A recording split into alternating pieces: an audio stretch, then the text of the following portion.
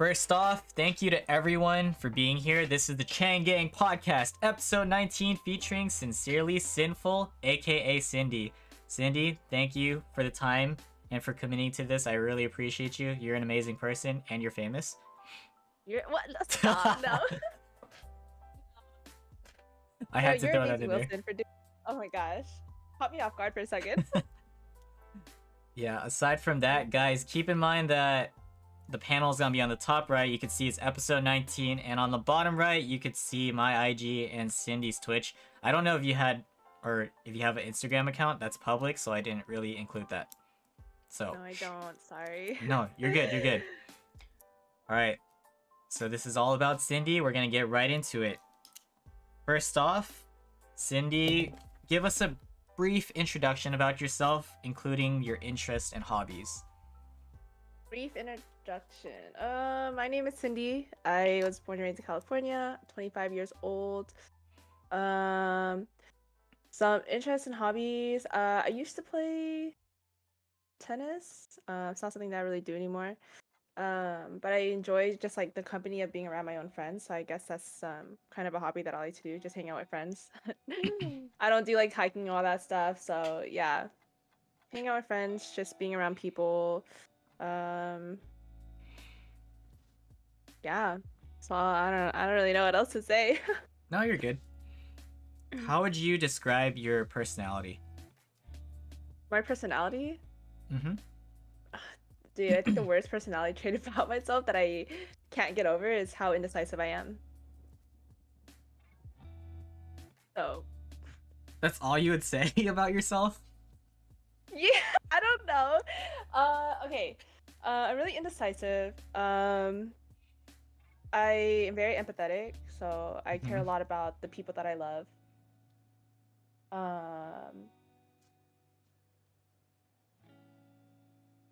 Yeah, I don't know. I feel so weird. Like I don't know how to describe myself. Like No, I don't. it's fine. Like such don't a even weird worry about it. like, thing to do. How about this? Would you consider yourself more of an extrovert or introvert? I can be both. I feel like I'm very introverted when I'm around people that I don't know, but I'm very extroverted when I'm around people that I'm very comfortable with. That's fair. Let's talk about your childhood. So from the beginning, you could be as detailed as possible, like where you were born and raised, and just go from there. And I'll ask you more specific questions afterwards. Okay. Yeah, I was born and raised in California, NorCal specifically. Lived there for basically my whole life. And then, stuff about my childhood. I have an older sister. She's a year older than me. We're not very close. I feel like that's always a question that always gets asked. Me and my sister are not very close. She doesn't live in my city anymore. She moved out of the city, for college, stayed there. So now she lives, somewhere else. Kind of like explain it without doxing ourselves. You don't have to. It's fine. Yeah. The only time I ever really moved out of the city that I'm currently in was when I went to college. I went to college for 2 years in Denver, Colorado. I went to school for baking and pastry arts, so I technically went to culinary school. And then as far as like that, I was just like a workaholic from then on out after college. I worked a lot of serving jobs at restaurants. And then as far as like going into like baking, I worked at a high-end like chocolate shop in my city for a little less than a year. And then I just kind of realized that maybe it's not something that I really wanted to do because it didn't pay that much. Even if I was having a lot of fun during that time, I was moving out of my parents' house. So I was just trying to find jobs that would like basically I don't know, make me money and like pay a living wage so that I can just like do my own thing. So yeah. And now I'm just working, streaming. Yeah. Okay, so we're gonna talk more about like the very beginnings, and then we could talk about like work and school as we progress. So as a child, you said you were here like throughout your entire life, right? aside from going to college Yeah. in the same area. Hmm. So what's like your background, your ethnicity, and what's your relationship like with your parents? I'm Chinese American, so my parents are actually they're from Vietnam. So this is like a very common thing in like Chinese culture apparently. I don't know what the whole history behind it is, but a lot of like Chinese people they moved to Vietnam. So the reason why they're like the cultures kind of mix is like my parents are Chinese and Viet, but I'm specifically only like Chinese and American. Um, yeah. Hmm. So in my household, we eat a lot of like Viet food and Chinese food, but sometimes they get mixed around too. Sometimes I even get confused on like what's Vietnamese and what's Chinese because the culture was just so mixed for me growing up. Yeah. Um, my relationship with my parents, so I actually stay with them right now, so but I didn't have the best relationship with my parents growing up, which is why I moved out.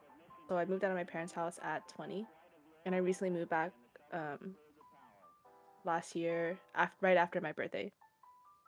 At 25. So I've been out of my parents' house for 5 years. Um, and we just had a lot of disagreements. I felt like their parenting style wasn't the best, and I felt like they were just really suffocating. So I moved out. The only reason why I moved back in was because when COVID hit, the whole pandemic hit, and everything. Um, a lot of the people that I was living with, they kept going out and they were being like really reckless, and they had a lot of COVID scares, and that's when I first started my birria taco business. Um yeah, so for a little while during the pandemic I was selling birria tacos, and it was really bad for my business because whenever they got scared, I would have to stop my business because obviously I didn't want to like get any of my customers sick either. Hmm. And I had a conversation with my mom about it, and she was like, you know what, just move back home. And I was like, okay, yeah, like I'll move back home. Be better for me, save money, better for my business, and yeah, because also saving money wise, I'm trying to buy a house by next year. Hopefully, I don't know. I wanted to buy by this year, but the economy is just so bad. So next year, hopefully. Crossing fingers. Uh, yeah, hopefully. Yeah, that's So, that's all I really have. do you speak any other language? Um, Not really. I always joke and say like whenever people are like, "Oh, do you speak Chinese?" and I would always say like, "No, I can barely speak English, so like there's no way I can speak Chinese." Like um yeah, my Uh-huh. Chinese is really bad. I can understand it a lot more, but even then it's like very minimal. And like I can understand a little bit of Vietnamese too. Um but yeah, can't What speak type of Chinese or Chinese does your parents speak? my mom actually speaks Canto and Mando. My dad Canto, me Canto. So, Ah, okay, okay. yeah. So growing Maybe that up, might be no, it's fine, it's fine. So growing up in like from where you're at, what was it silly. like as a kid? Like were you an outgoing kid? Were you also more reserved? Just feel free to Oh, elaborate so we could get a better picture of your childhood. yeah, I was actually really shy as a kid. So, very quiet kid. Growing up, I think the earliest memory I can even think about me growing up is probably in high school. And me being in high school, I was super shy, didn't talk to anyone, like didn't hang out with anybody. Um, yeah, I was just like a super quiet kid. Yeah, so my personality now does not reflect my personality in high school at all. Um, yeah, I didn't really like hang out after school with friends. Like I was strictly just like school, like after school activities. Like I didn't like go out of my way like on the weekends to like go hang out with people. Um yeah, so I was yeah, very shy as a kid. Wait, so your earliest memory goes back towards high school, you said? Well, of like myself, like of my personality, Oh, I like see. yeah, it Okay, goes back towards like high school. Yeah, I can't remember what I was like in middle school. I have no idea. it's okay. Let's talk about, sure, like elementary. What memories can you tell us? Like maybe were you closer to your sister back then? Did you have like a significant friend worth mentioning? Mm, Elementary? Damn. Yeah, we'll start from the I don't beginning. uh I don't think the only real like memory I have from elementary is I moved schools in third grade because my parents moved houses. Hmm. So I just remember I went to a different school. I don't. I don't really remember much of like. I mean, like I know some people in my life now that I'm not really close to from like kindergarten Yeah. and elementary school, but nothing like super significant to where it's like, yeah, I had a best friend that I'm still friends with since first grade. Yeah, nothing like Mm-hmm. that. Unfortunately, no. Yeah. And then middle school, yeah, I don't know. I feel like nothing I don't know. I think like I was just such a quiet kid and like my time in like elementary school and middle school might have been traumatic for me that I blocked it out, to be honest. So Oh. I don't know. I think I just like don't remember at all, or I just like don't choose to. So I don't really have much to say about my childhood, to be honest. That's okay. Yeah, I'm so sorry. No, It's so no, boring. no, it's your life. It's okay. If that's how it is the way it is. So, you mentioned earlier that you didn't really get along with your parents too well, but that was more on like the business aspect when you were moving out, right? How about as a kid, were they like traditional parents or what was it like growing up with them? Yeah. Yes, very traditional parents. I think they're also one of the biggest reasons why I never like went out to go hang out with friends because it would always constantly be like, who you hang out with? Where are you guys going? What are you guys gonna go do? Make sure you're back at this time. Like, you can't go to a certain place or like, yeah. So, um, yeah, all like just growing up, all the way from like a kid all the way up until like my early adulthood, it just felt really suffocating, and I Yeah. couldn't like, yeah, it's just really suffocating. Mm-hmm. It was the same Yeah, for you and your traditional Asian sister? parents. Yes, except my sister was, you know, a lot of people always say like the younger sibling is always the one that's going to be the bad kid or like the one that's going to be rebellious and like they can get away with anything because they're a young kid. My sister Mm-hmm. always went out. She would sneak out the house, wouldn't answer my parents' phone calls. She would just be out of the house. Like, and I remember one time, like, um, I got fed up with it, like in high school, and like my parents were super worried about where my sister was. And I called my sister, she didn't answer me. I kept calling her, it was like 2 a.m. at night. She wasn't telling anyone where she was at. She finally answered my phone call. She was like, I'm fine. Tell them I'm fine. Stop calling me. And Oh I was my like, if you don't gosh. come home right now, I'm calling the cops on you. And she was like, you're being dramatic, blah, blah, blah, whatever. She came home an hour later, but yeah, nothing really happened to her. We didn't really get grounded as kids, but she kind of just got like a slap in the hand, got yelled at a little bit, and it was like she still kept doing it. So Mm-hmm. yeah, but I was too scared to like get in trouble, so I would just stay at home. I wouldn't do anything. I didn't want to like disobey my parents and like, I don't know, Yeah. get snapped by a slipper or something. Ah, so that type of discipline. Okay. Yeah, yeah, yeah. Yeah, traditional. Yep. Mhm. Mhm. It's okay, we don't have to think on that anymore. Um, okay. Very traumatic. Yeah. Before we get into high school, do you at least recall what were some of your interests? Maybe gaming, sports, or anything? Yeah, so I actually, well, this, I guess this is very related to high school as well, but in elementary school, I think in 6th grade, 5th and 6th grade, I was a part of a band, maybe like my school band or something like that. Mm-hmm. I also used to take a lot of piano lessons. If you ask me to play the piano now, I can't. That knowledge is like long No gone. pressure. Yeah, so I think I took like piano lessons for like a cool like 5, 6 years. I don't know, it was a really long time. Mm-hmm. I think I did band in 6th grade. I also played basketball in 6th grade Oh. and middle school. So I was on the basketball team 6th through 8th grade. I tried to do track for a little bit, but my grades were slipping. So Mm-hmm. my parents, you know, were not very happy with my grades slipping with me being in sports, so I had to drop sports. When I got to high school, also my dad actually plays tennis. So as a kid growing up, I played a lot of tennis. Um, and which is what led me to join the high school tennis team, and I played like varsity tennis for 4 years. Um, but I wanted to play basketball in high school, but I couldn't.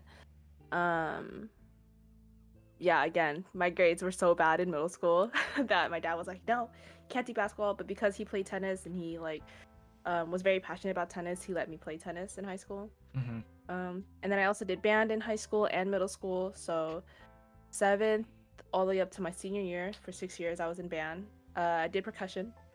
Um, I played like concert and marching band. So in concert band, I was playing the xylophone. In marching band, I played the snare drum. I was like drumline captain for 2 years. It's like all like nerdy, like typical Asian things to do. Wow. Yeah, I don't know. Like, No, you I said feel like you didn't remember a lot. That's a lot, at least from middle school oh, too, and as a kid. I just like I didn't think that sports was gonna be significant in my life now because I don't play it anymore. That's why I didn't really want Okay, to mention that's it. fair. Yeah. Yeah. So I was like, it's not really important, you know. But yeah, that's what I did. It's okay. It's a more of a deep dive to get your full story. Yeah. All right, let's actually talk about those since you brought those up. Mhm. Did you get into? Let's start with basketball. Did you get into that on your own? And what was the experience like from what you could remember?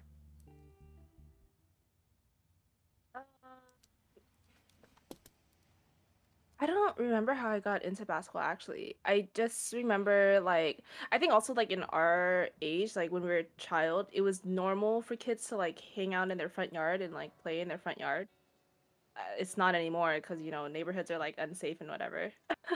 Mm-hmm. um, but yeah, as a child, like people were always out, like we were hanging out with our neighbors, and I just remember seeing basketball hoops outside of my neighbor's front yard. I think that's what got me into playing basketball. Cause like if I was like playing with my neighbors, they would have a basketball hoop, and then I really wanted one, so my dad got me one, which we still. I don't think we have it in the backyard anymore, but this house we used to have it, and yeah, I got really into playing basketball. My dad let me join a basketball camp for 2 years or something like that. I think I did a basketball camp in like either like middle school or elementary school. I don't remember. Yeah, somewhere down there. And then oh maybe it was elementary school because I played in middle school. Yeah, did a Mm-hmm. basketball camp. Had a lot of fun, was super passionate about playing basketball. I thought I was a shit in middle school. But if I probably like saw a recording of me playing in middle school, it'd probably be so bad. But I thought I was a shit in middle school. What was your position? Do you remember? I played point guard. Wow. Yeah. Mhm. Yeah. And Played point guard, knew how to dribble and all that stuff. mhm. Let's go. Any favorite memories or stories to tell about basketball? I met a lot of really cool people in basketball. You know, like oh my god, this is gonna sound so bad, but um well, I don't know, Wilson, if you can relate to this, if your parents have also like kind of been like this as you grew up. When, you know, growing up, a lot of Asians coming to America are very afraid of African American people.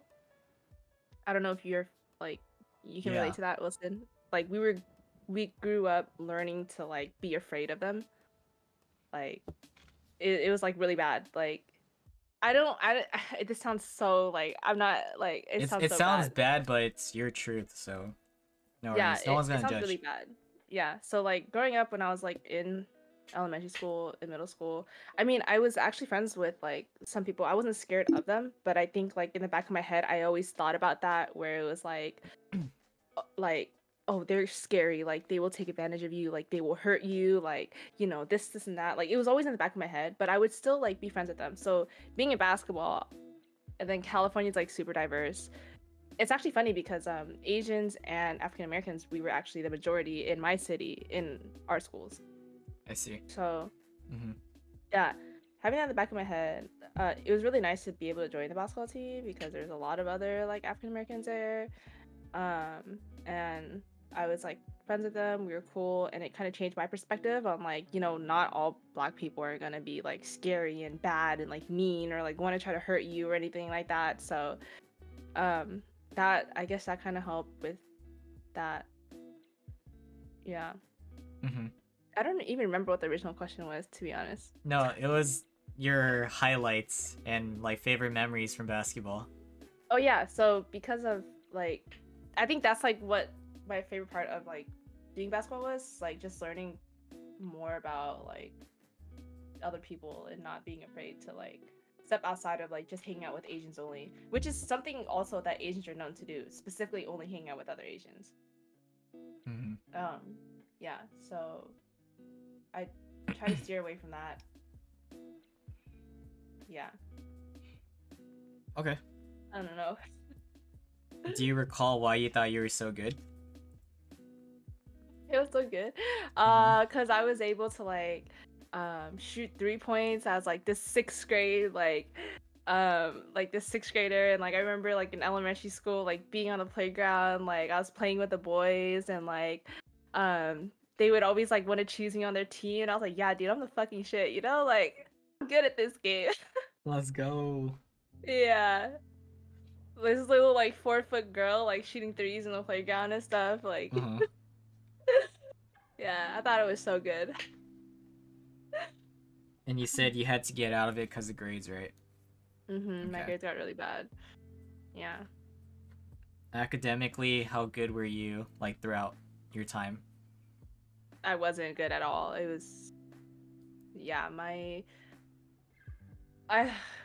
my grades in school were so bad. I hated doing homework.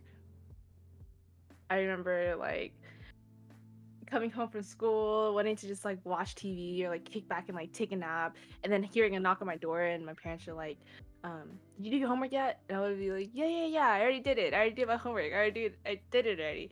And then I would like continue to like watch TV, do whatever, like I don't know, playing the computer, and then I would wake up. So like school would start at like 8 o'clock. I would have to be up by 7. I would set an alarm to wake up at 5 a.m. to like finish all my homework for school or Jeez, something like yeah. that. Yeah. Yeah, that was really bad. Mm-hmm. All right. Kind of going back into the topic of sports, let's go to track next. How'd you get into that? And again, do you have like favorite memories or stories to tell? Track. So I didn't actually like really fully commit to track. I did join the track team for like 2 weeks because um I also thought I was like a really fast runner. In high school, I think my fastest mile was like 6 minutes and 50 seconds, and I thought it was like super fast. It was faster than a lot of my friends. So I was like, I'm gonna join the track team. Like I want to try this, Jeez. and I tried it, and like the conditioning was just like so tough, and it was like so hot outside, and I was like, I can't do this. I already had to do conditioning for tennis and like stand outside in the heat. I don't want to do it for track too, so I was like, I'm not gonna do this. This isn't me. I can't do it. Mm-hmm. Yeah. So that was your experience, right? Yeah. Yeah, that's about it. That's all I have for track. Okay, that's fine. It's okay. So I assume you don't really have a favorite memory or anything. No, not really. So I want to save tennis for after since you've done that for a long time. Let's get into like band. Band? Yeah. Okay. Is there something specific that you want to ask about band? Kind of give us a timeline of like how you got into it, because you mentioned you've played like snare drum, percussion, multiple things, right? Yeah. My sister, because she's older than me, a year older than me, she also did band. I think also with my parents wanting us to learn how to play the piano, it kind of like led towards band as well. So because my sister did band, she played, I think she also played the drums in 6th grade, if I remember correctly. Or maybe it was like one of our childhood friends. I don't remember. And I just remember thinking like, oh, that looks so fun to play. Like I want to play the drums.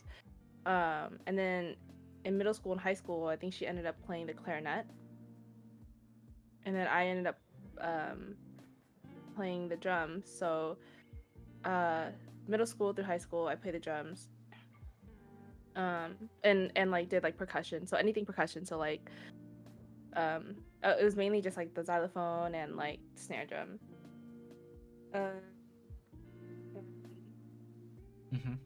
Yeah. I don't really remember middle school too much, but I think high school band was like the highlight of my high school career. And tennis, because I did both of them for 4 years. I was really passionate about it. I made like I was closest to like all of my band friends. Um, and yeah, it like so yeah, I think most of my high school like really revolved around just like tennis and band because sometimes for band we would have like zero periods, so we would have to go there at like 7 in the morning, Hmm. and then we would also like practice again after school. And then if we practiced after school, we would still just like hang out and wait for the football games or like the basketball games so we can play there. Yeah, I spent like all day at school just like specifically for band. I feel like if it wasn't zero period, we had it like during school for like an hour and a half or however long each period was. I don't remember. And then yeah, I would spend like after school in band. Yeah. So yeah. So your school is just big on it, right? Band. My school isn't like huge on it, but we would perform at our football games and our basketball games. We would have concerts sometimes. Yeah. I mean, I guess we were like kind of good. We did win some like we were able to like perform in some parades. Mm-hmm. I think we won some awards like at some point. Um, yeah. What was your favorite instrument to play? My favorite instrument to play, the xylophone. I think it's just so similar to the piano that it was easier for me to play. It's also very challenging. I love myself a challenge. Like, the snare drum is fun and all, and it's like super easy. Like, there's a lot of cool things that you can do with the snare drum.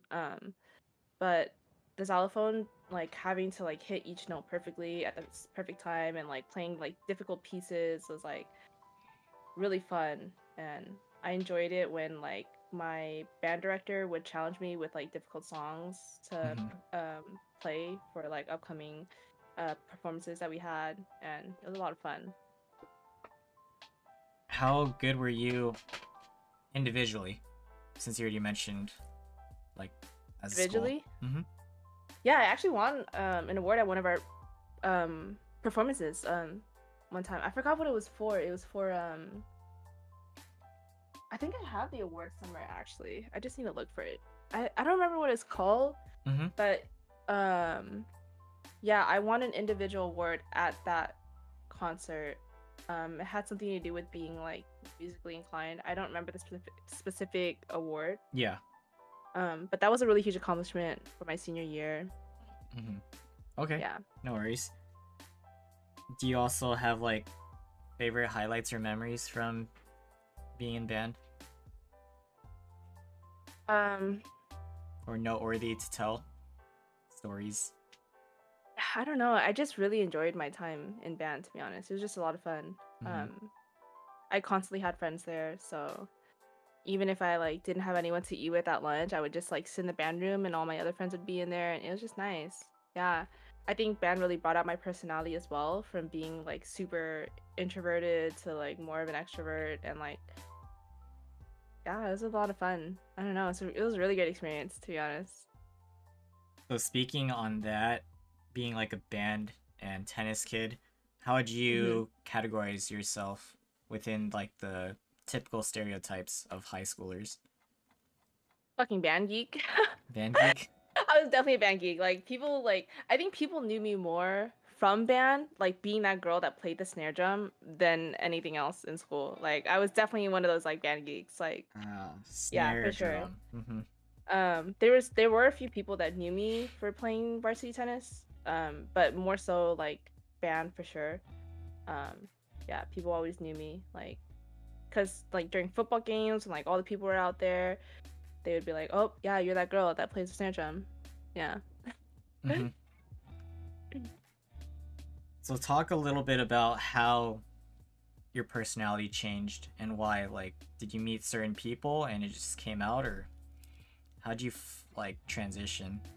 I think my personality really changed the most when I actually moved out of my hometown. So when I went to college. So Oh, I and this is see. something that I also talk to a lot of people about, is that I feel like you can't truly be able to be yourself or learn who you are until you move out of your city as an adult. Mm-hmm. Because you know, as a kid, when you're growing up in the same like city your whole life, you're stuck in that same environment, and your city's small. It doesn't matter where you're at. Your city's small. A lot of people know you. A lot of people are gonna talk about you, and you're gonna be stuck as that character, as like this person, like because you're still in the same city. Like, let's say for example, like if in sixth grade, like um, I don't know, got bit by a dog or something like that, and everyone knew about it all the way up until my adulthood. Like, I'm gonna be known as that girl that like has gotten bit by a dog once or something, you know? Like, you can't get out of that phase until you actually move out to a different city. People need to forget you a little bit. It sounds like really like bad to say, but people need to forget about you a little bit. You need to move away, really truly be yourself in a different place, and then like come back and people can be like, damn dude, like you really changed, like you really grew up, you know? Yeah. Because in college when I went to Denver, I didn't know anybody. I didn't have any family in Denver. I just went there like by myself, had no friends, and because I used to be so quiet, I told myself, I was like, you know what, if I'm gonna be in a completely different state where I don't know anybody, I need to put myself out there. I was like, I can't keep being shy. I need to go make friends. So I just straight up told myself like, you need to go out, introduce yourself, make new friends, go out there and be like, Oh, hey, my name is Cindy. Do you want to hang out sometime? You know, like, and yeah. So before yeah. we get into that, I think that's good. I'm gonna get back to it, since that's kind of Mhm. like your college life. So backtracking just a little bit so we could finish off the high school topics. Mhm. Other than, before we get into tennis again, were you in any other activities or clubs? How involved were you with school? I was in Key Club, but Oh. I wasn't like super involved. Like I did some community service events here and there. Hmm.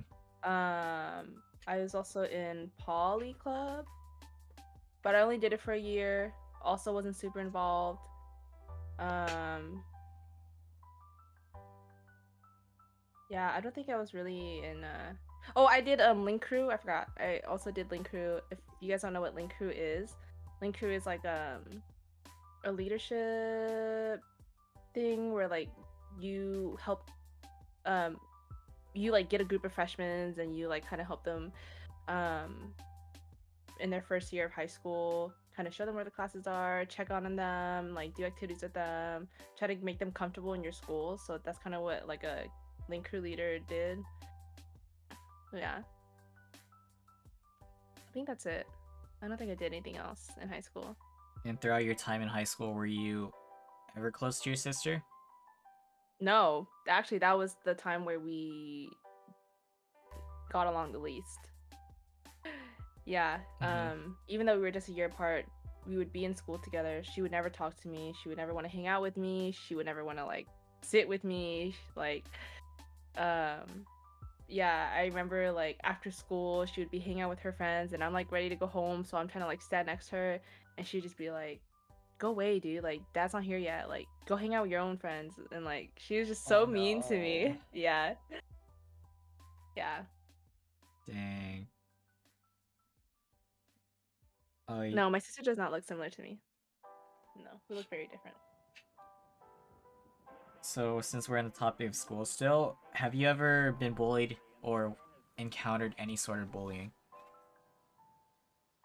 Honestly, um, I think I was a bully in school. I'm not gonna lie. Like, um, sucks to say. I wasn't like a bully where I was like telling people to like go kill themselves or whatever. Like, I Mm-hmm. wasn't like that. I wasn't like some hardcore bully like that. But like, um,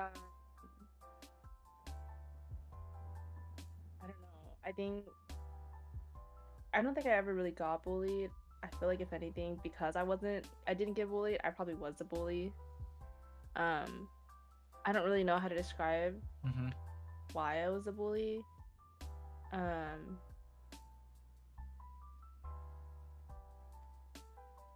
yeah, I have no idea. I don't know, but I didn't really get bullied. It's okay. If you don't remember, it's fine. Other than Yeah. that, have you ever been in a fight? No, never been in a fight. No. Nice. Uh-uh. I would love to get into one, to be honest.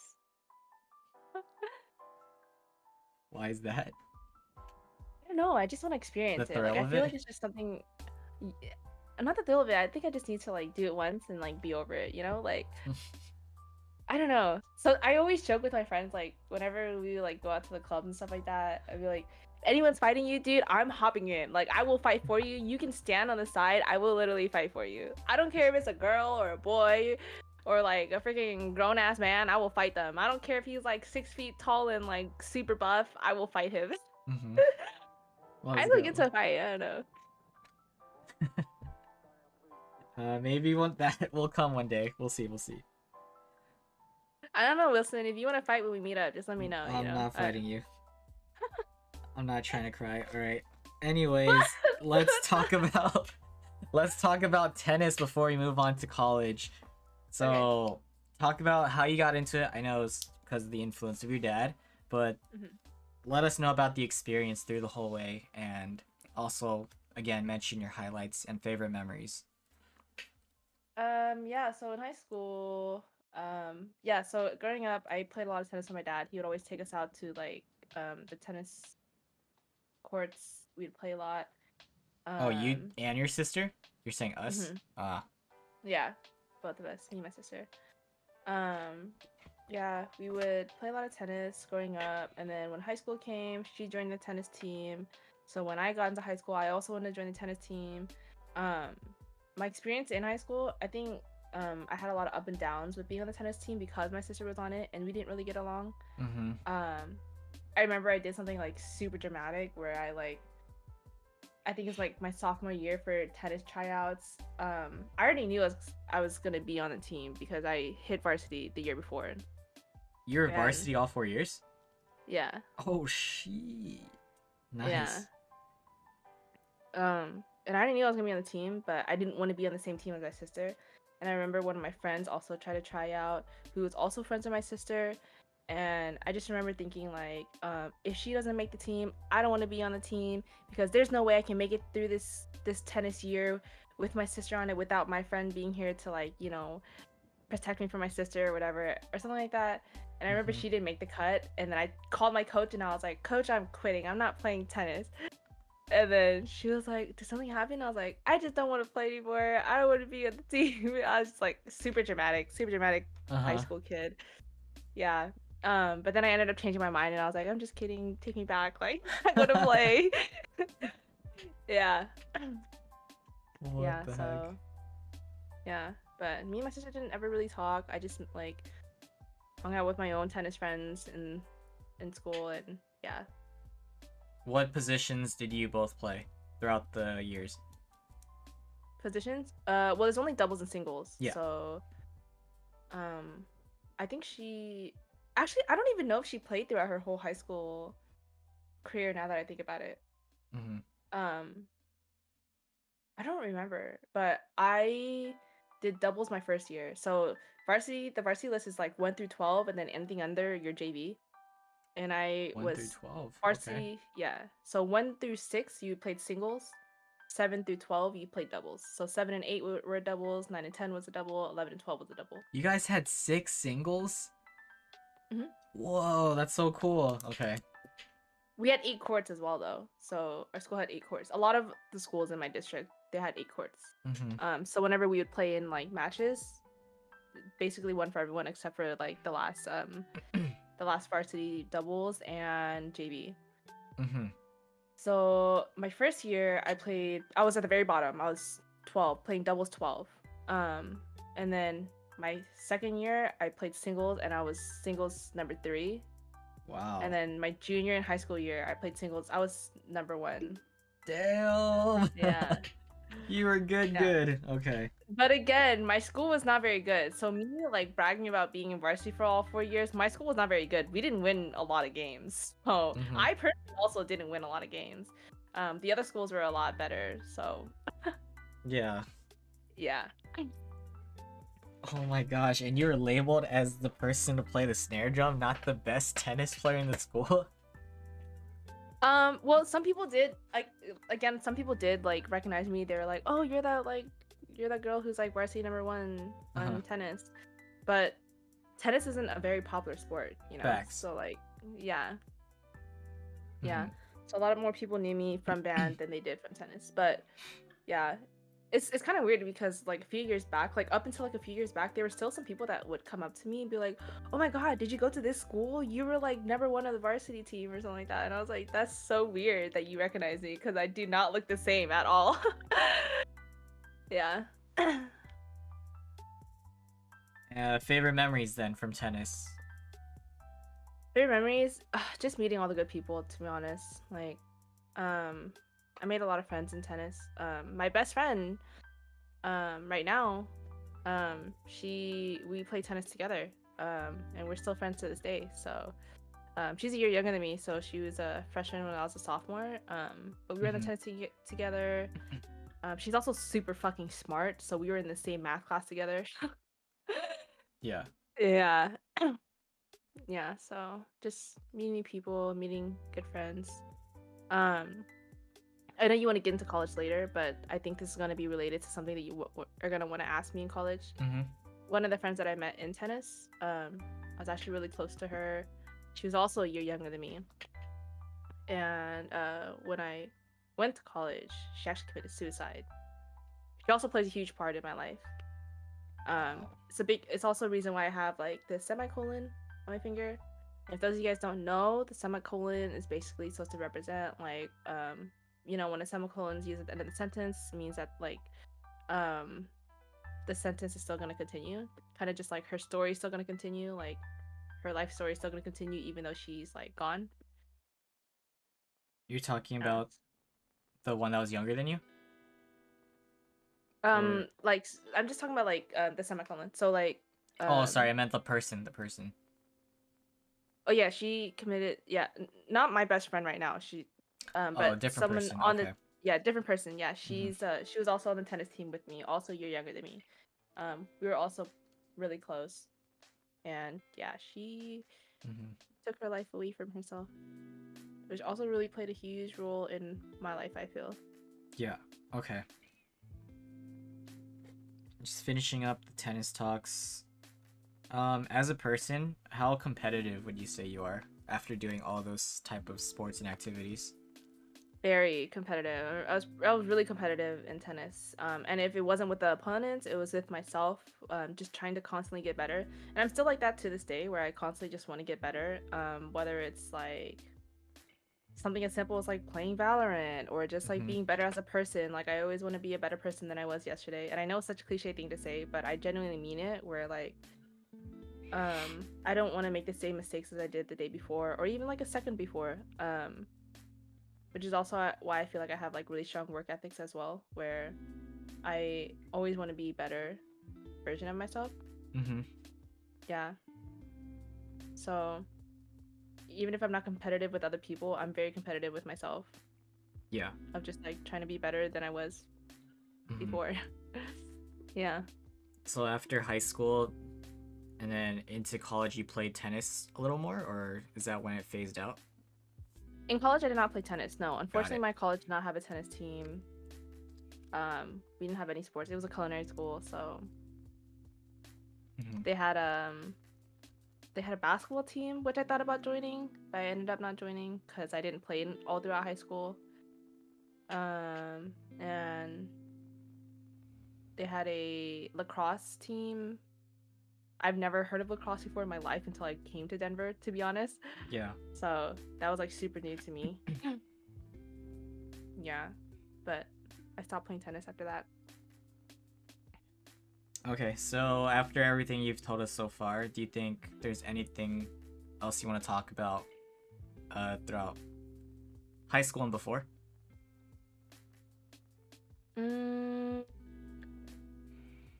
Not really. I don't think I really have anything.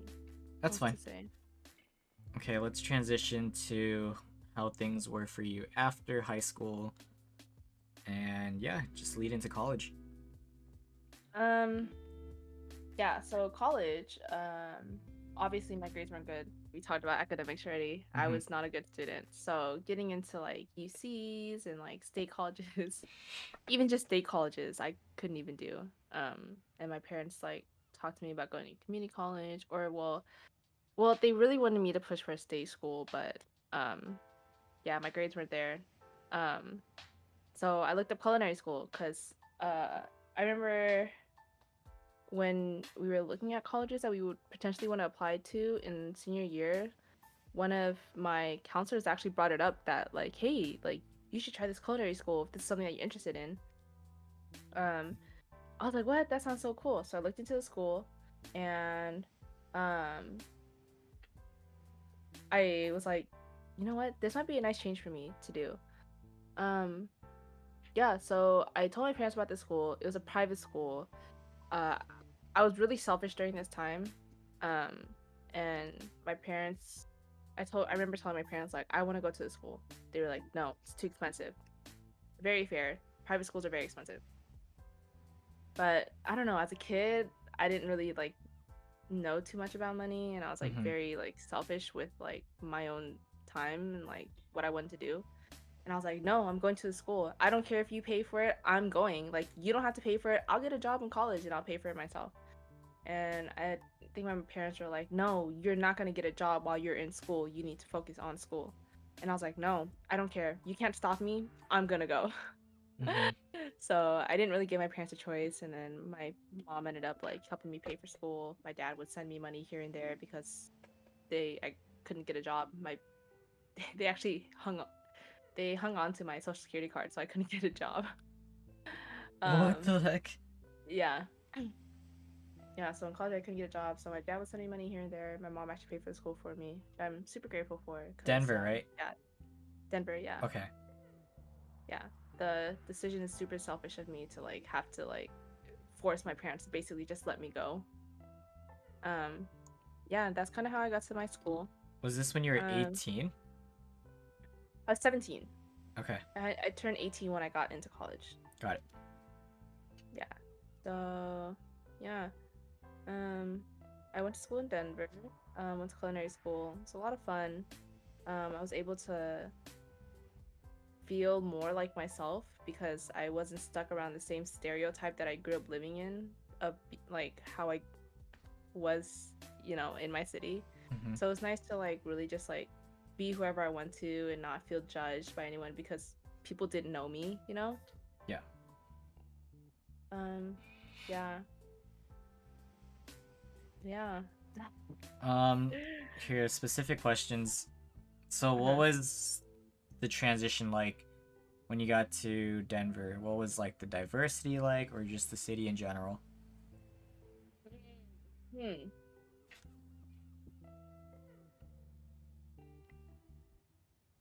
So Denver, I wasn't used to being the minority because as I said, in my city we're the majority. So going to Denver, yeah, I was definitely the minority. I think in my school I was maybe like one of maybe at most 5 Asians there. So it was super different to have to get used to. But people there are really nice. People in Denver are super nice. They're super fit. Because all people do in Denver apparently is like go hiking. And like they bike everywhere. They're like super fit in Denver. Like I think the stats on it was like Denver's like one of the fittest cities in like America or something like that. I don't know, but people in Denver are like super athletic and super fit. Yeah. Yeah, so that's kind of my first impression. I forced myself to go make friends and like meet new people when I first got there. And that's how people kind of remembered me as in college, was like that girl who was like knocking on people's door and like introducing herself. Oh, in like, your why the fuck dorms is and this stuff? girl? Yeah, They're like, I just remember like being in college, and then my friends were like, I remember like asking first impressions. They were like, dude, you were just so weird. Like, you were just like knocking on everyone's door and introducing yourself. Like, you were so like like you're just so like socially active. Like, you were just so weird for that. I was like, no, when to make new friends, and that's how I did it. Yeah, you really pushed yourself.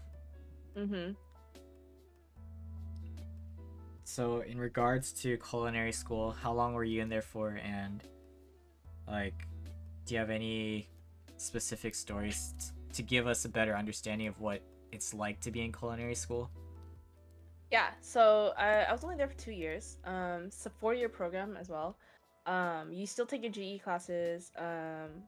And then for your culinary courses specifically, it would be Monday through Thursday, and they would be 6-hour lab classes.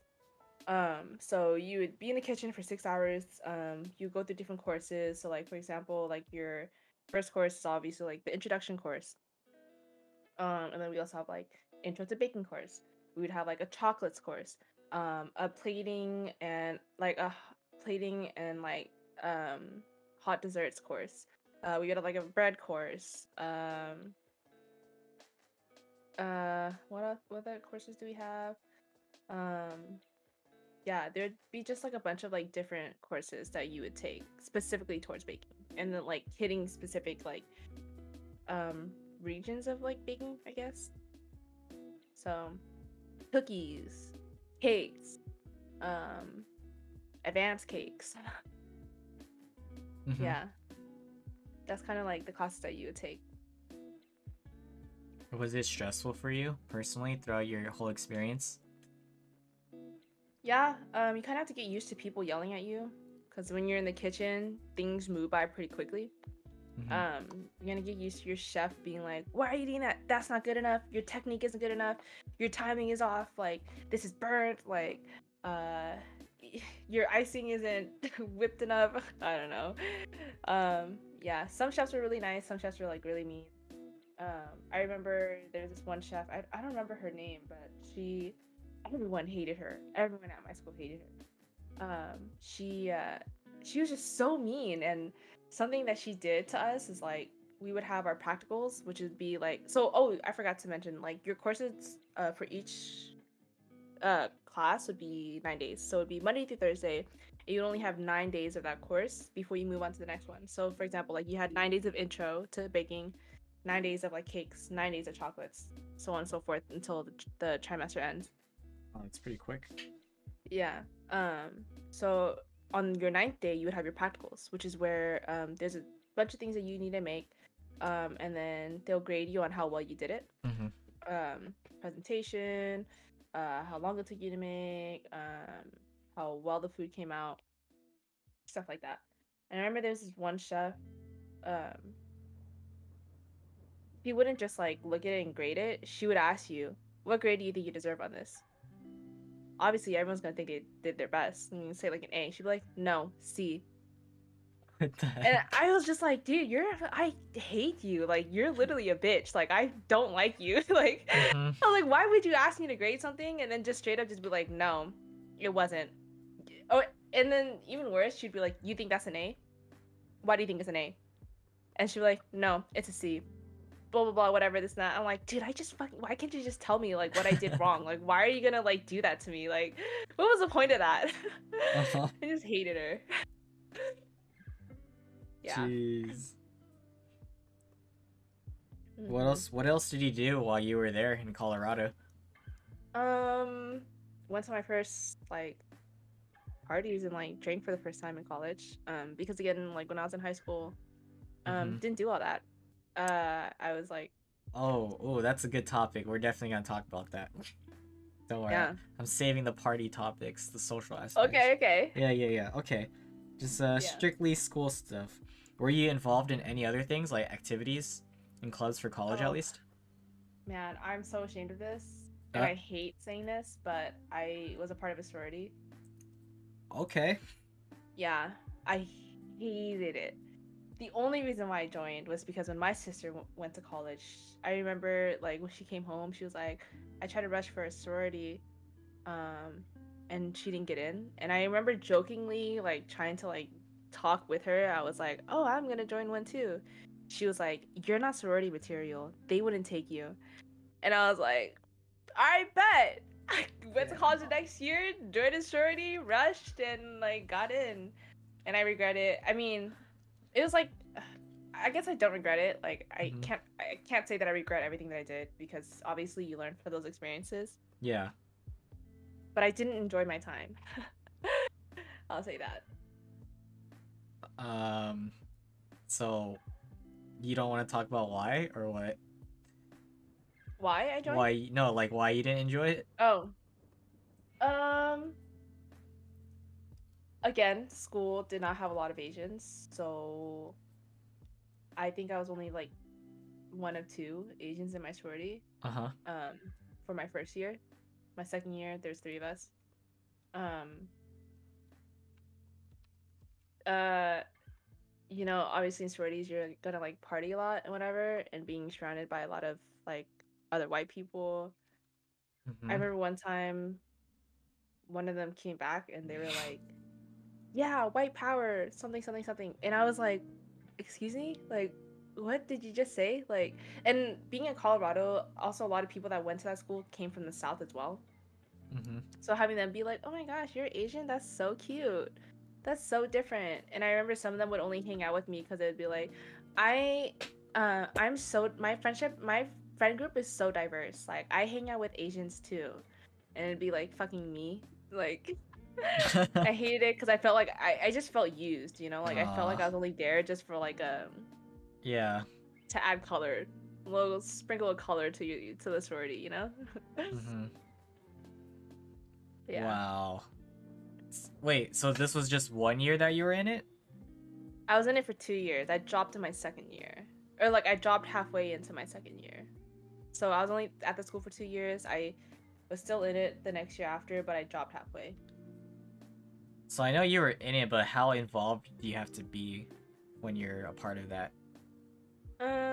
I'm pretty involved. Like you have to go to all the meetings. I can't really go into details about it. Okay. Yeah. Yeah, I don't know if you know, but like sorority and frats are very secretive. Even after you leave, you can't really talk much about it. Mm-hmm. But we'd have a lot of meetings that you'd have to attend that are mandatory. A lot of like other events that you would have to do that are mandatory. Mm-hmm. Yeah. So you dealt with that for 2 years. About a year and a half ish. Mm-hmm. Yeah. I ended up picking up a little as well. Oh. Yeah. I don't really talk to her, but she also dropped when I dropped. She also did enjoy her time there. Mm-hmm. Yeah, and I think that's the reason why I liked her so much, because she joined and then I was just like, yeah, you know what, I'm not fucking with this. She's like, yeah, me neither. So we just both dropped. Mm-hmm. Yeah. Are you able to talk on like what you had to do for the initiation? You're not supposed to. But did you do Yeah. crazy things then? Not really. Oh, okay. Yeah. Not like other sororities. I've heard some crazy stuff from like my other friends. Mm-hmm. And I did not have to go through any of the stuff that they did, so So after you're done with school, you came back home? Is that what happened? yeah. Came Okay. back home to my city, but then I ended up moving out of my parents' house because I think I got that little taste of freedom, like being in college. That I was like moving back in. I was like, I can't do this. I need to go. I need to be by myself again. Yeah. So At that point when you went back, have you worked before that at I all? did. I started working at the age of 14. Okay, so I guess we I could worked. talk about your work experience, and then you could kind of Mhm. transition to what you went through when you came back home, Okay. up to your current life. Yeah, so let's start with your first job. You could talk about what it was like, uh, and how you kind of got the job. Started my first job at 14 at the state fair. So it wasn't like a huge job, but state fair every summer, only for like 2.5 weeks. Mm-hmm. The reason why I worked it is because my cousins worked it. They're a little older than me. I want to say about like 6, 7 years older than me. So they started working there. They're like, "Oh, do you want a job? Like, you can work here. Like, they'll hire you at 14." Um, Worked there every summer for about 6 years, 7 years. I mean, I had a lot of fun working at the state fair, especially as a kid. I was able to go to the state fair for free, Mm-hmm. kind of hang out, and I was able to make money. And for about 2.5 weeks, it was pretty good money. I would make, upwards to I think at least $1,000. And What as a kid at 14, that's a lot of money to me. you said a state fair. Mhm. What'd you do there? I worked at a food vendor. Okay, food vendor. Yeah, so I was just a cashier. Mm-hmm. So each job, learned how to work with money, which is also was also super helpful to leading up to my other jobs, like working in a restaurant and stuff. Mm-hmm. And like learning customer service. Yeah, so I worked at the same food vendor for a few years. And then my second job, I believe, was in college. I did work study, so it's basically like the school employs you. Mm-hmm. Um, yeah, I worked at the school gym just as like, I don't know, all I really had to do was just sit there, to be honest. I didn't really do much. Nothing exciting. Nothing exciting. Like Yeah, I just no sat stories there. to tell. No. Yeah. Okay. Went there, sat there, did my homework, Mm-hmm. left. I think they just needed someone at the front counter. Yeah. Yeah, that was it. And then after that, I think my third job was probably working at a boba shop. I used to work at Cool Tea Bar. What? I think that was my third job. Let's go. How old were you? Yeah.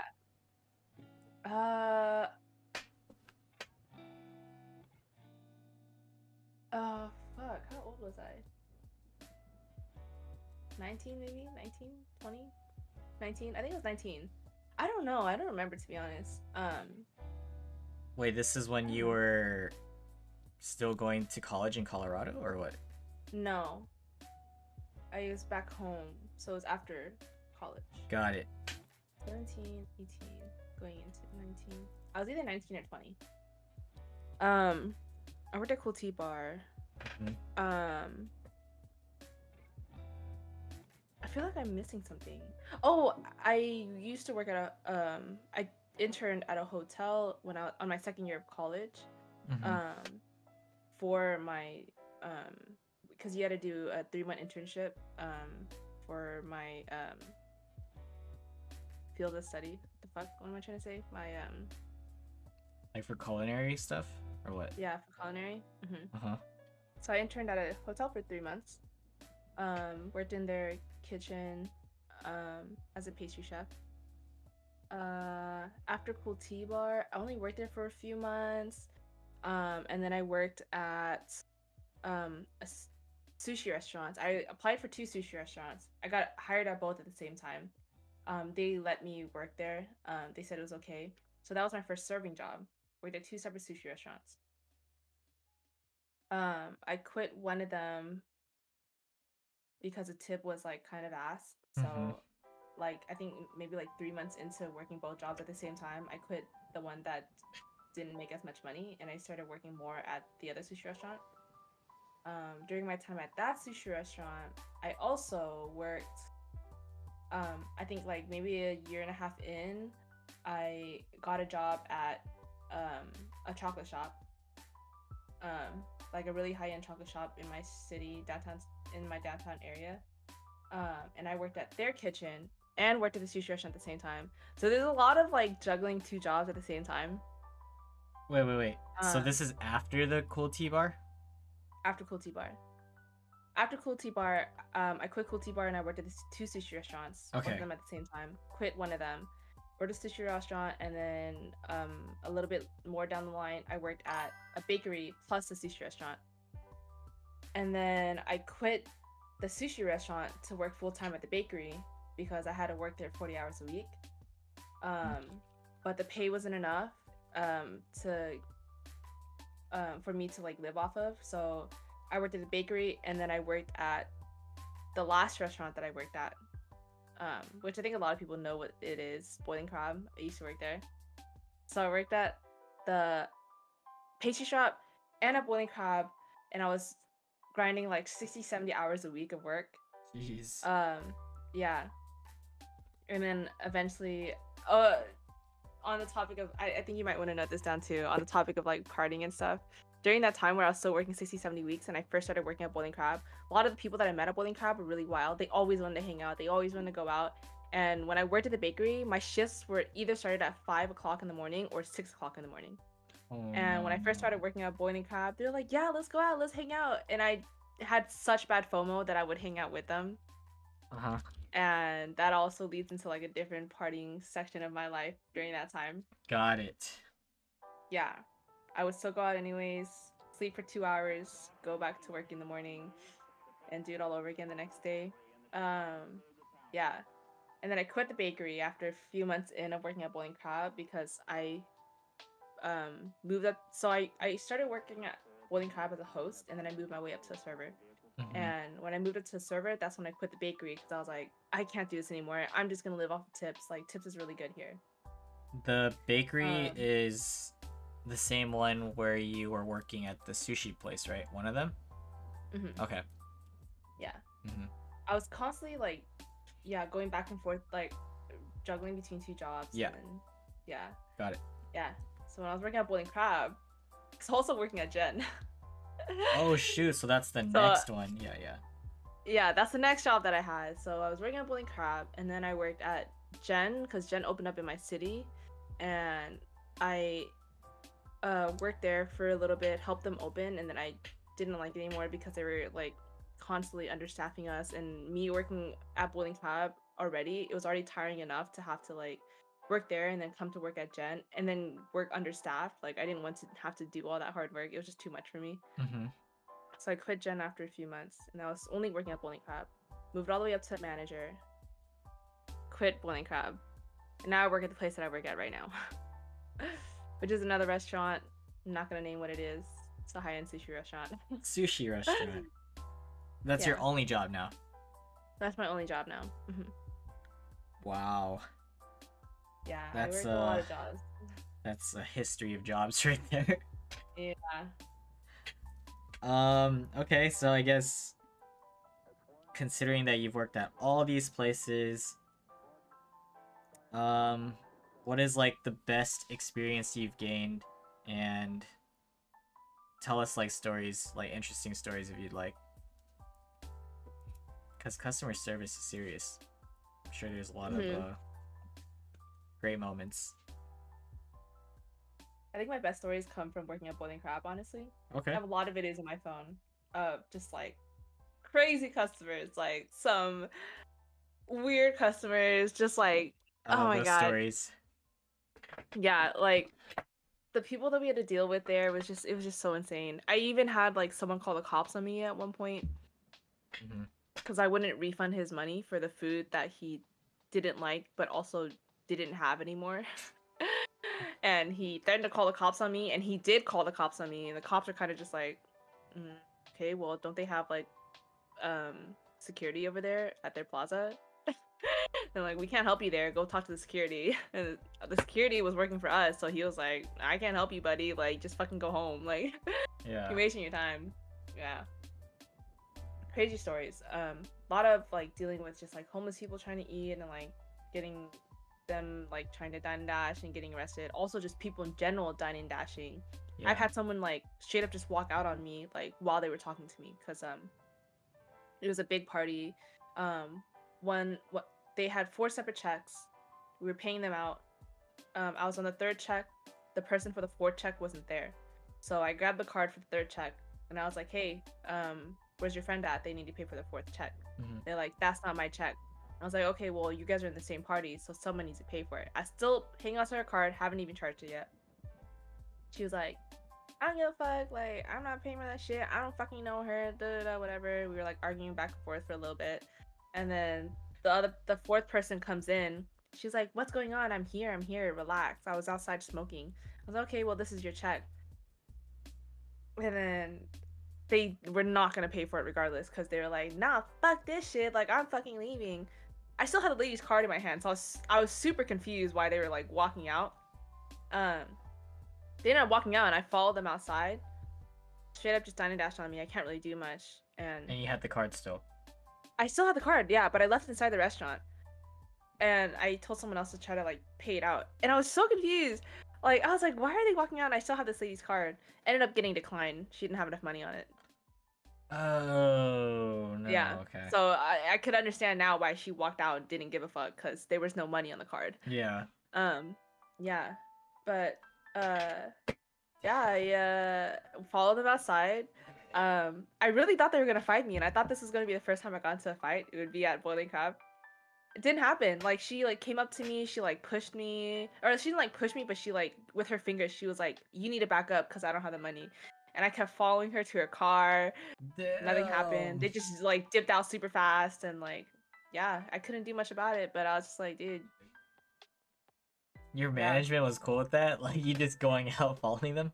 I was a manager. Oh, okay. Yeah, I was a manager during that At time. that That's time. why I would. That's why it was okay for me to like walk out and do that. Yeah. Yeah. Mhm. Yeah, there's a lot of moments where when I was managing there that I thought I was gonna get into a fight. There was Mhm. also during a time when like when the pandemic hit and we had to do to go only. That's when we also started doing DoorDash. Mhm. And dealing with Doordash drivers was also a nightmare because like the whole process with Doordash is like, do you know how it works for Doordash? Yeah, but you could tell everyone. Yeah, the whole process for DoorDash is like, when the dasher accepts the order, when they come into the restaurant, they have to say on the app when they picked up the food, Mhm. and then drive it to the location, and then also say that they dropped it off. For us personally, because you know seafood's expensive, we always wanted to make sure that they paid out for their food. I mean, they're saying that they got the food, so that people aren't like, oh, I never got my food, like it got lost, and it wouldn't be on us, it would be on the driver, you Yeah. know. So when the driver would come to the restaurant, we would always tell them, hey, can you confirm that you got the order? And we would have some drivers that would be like, I'm not confirming this. I'll confirm it when I get the food. Give me the food. And then they'd be like, I'll confirm it when I get in the car or something. I don't know. They would always argue with us. And then I was just like, look, dude, I'm just trying to do my job. You just gotta swipe it real quickly and that's it. Some people would be like, I'm not swiping it, or whatever. And I remember there's this one time where like this girl, oh my gosh, she was so adamant on just like not swiping it. She tried to snatch the food out of one of my coworkers' hand, and that's when I stepped in.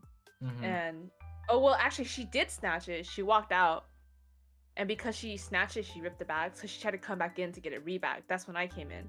She asked me to get it rebagged, but my coworker had already told me the story. Mhm. So I grabbed the food and I was like, okay, can you grab your phone to confirm the order? She was like, I already did it. I already showed that bitch over there. And I was like, no, but she didn't see it. You didn't swipe it in front of her. So can you go grab your phone and go swipe to make sure that you said that you picked up the order? She was like, I already fucking did it. I already fucking did it. And I was like, okay, can you grab your phone and show me that you did it then? You know, it's so simple. Like such a little thing. It's so simple.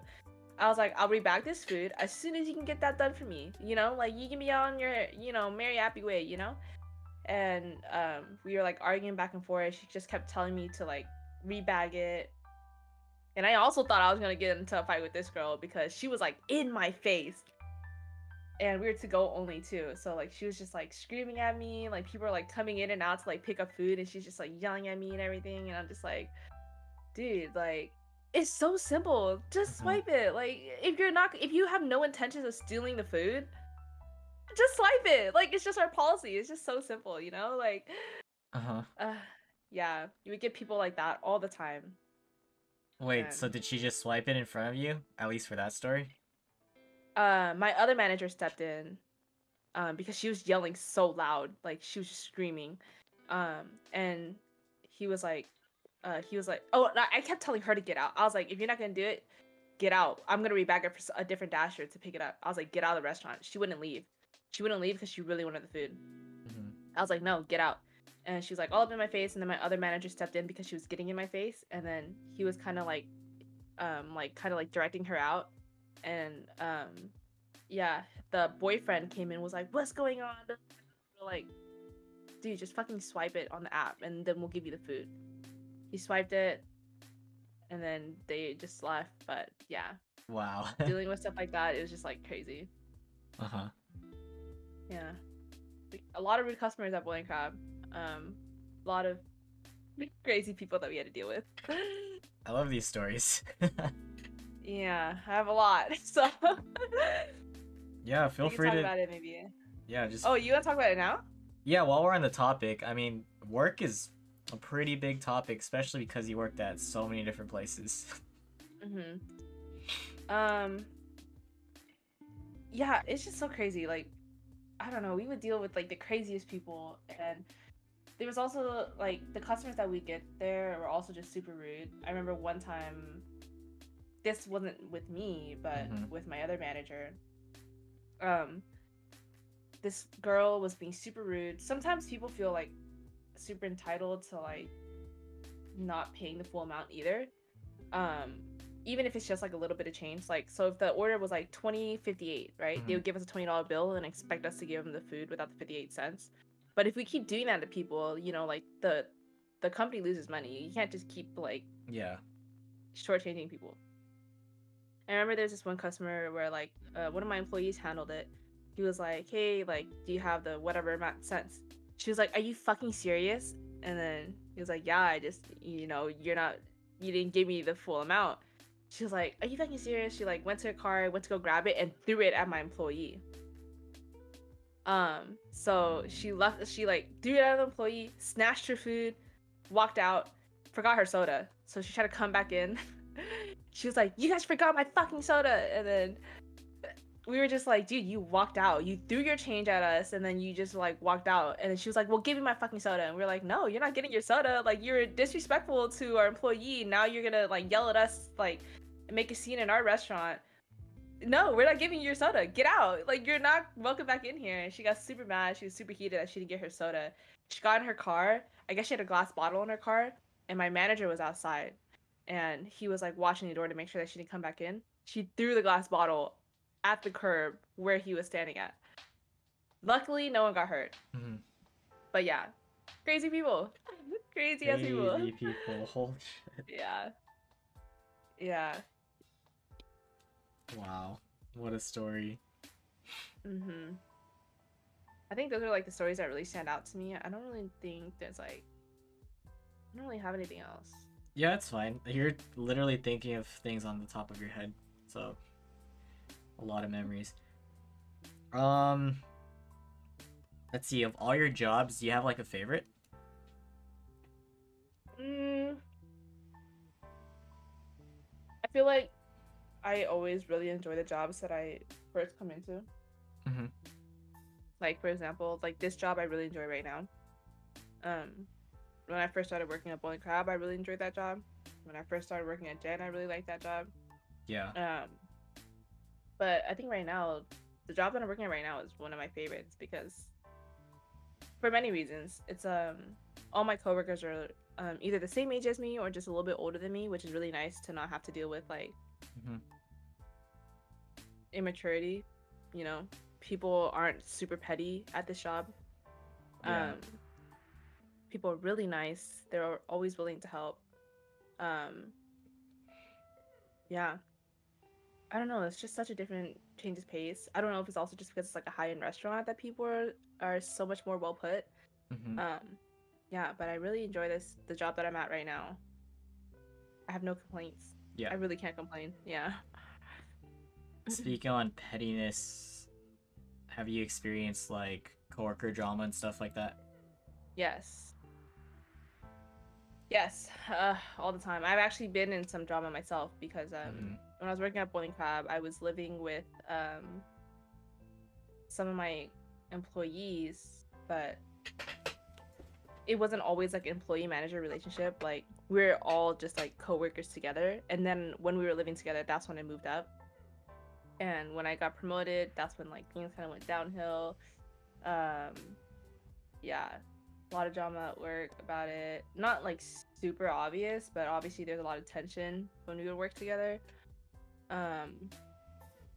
Yeah, and then like because everyone there was friends, like some people who were closer to them than they were to me would act a certain way towards me.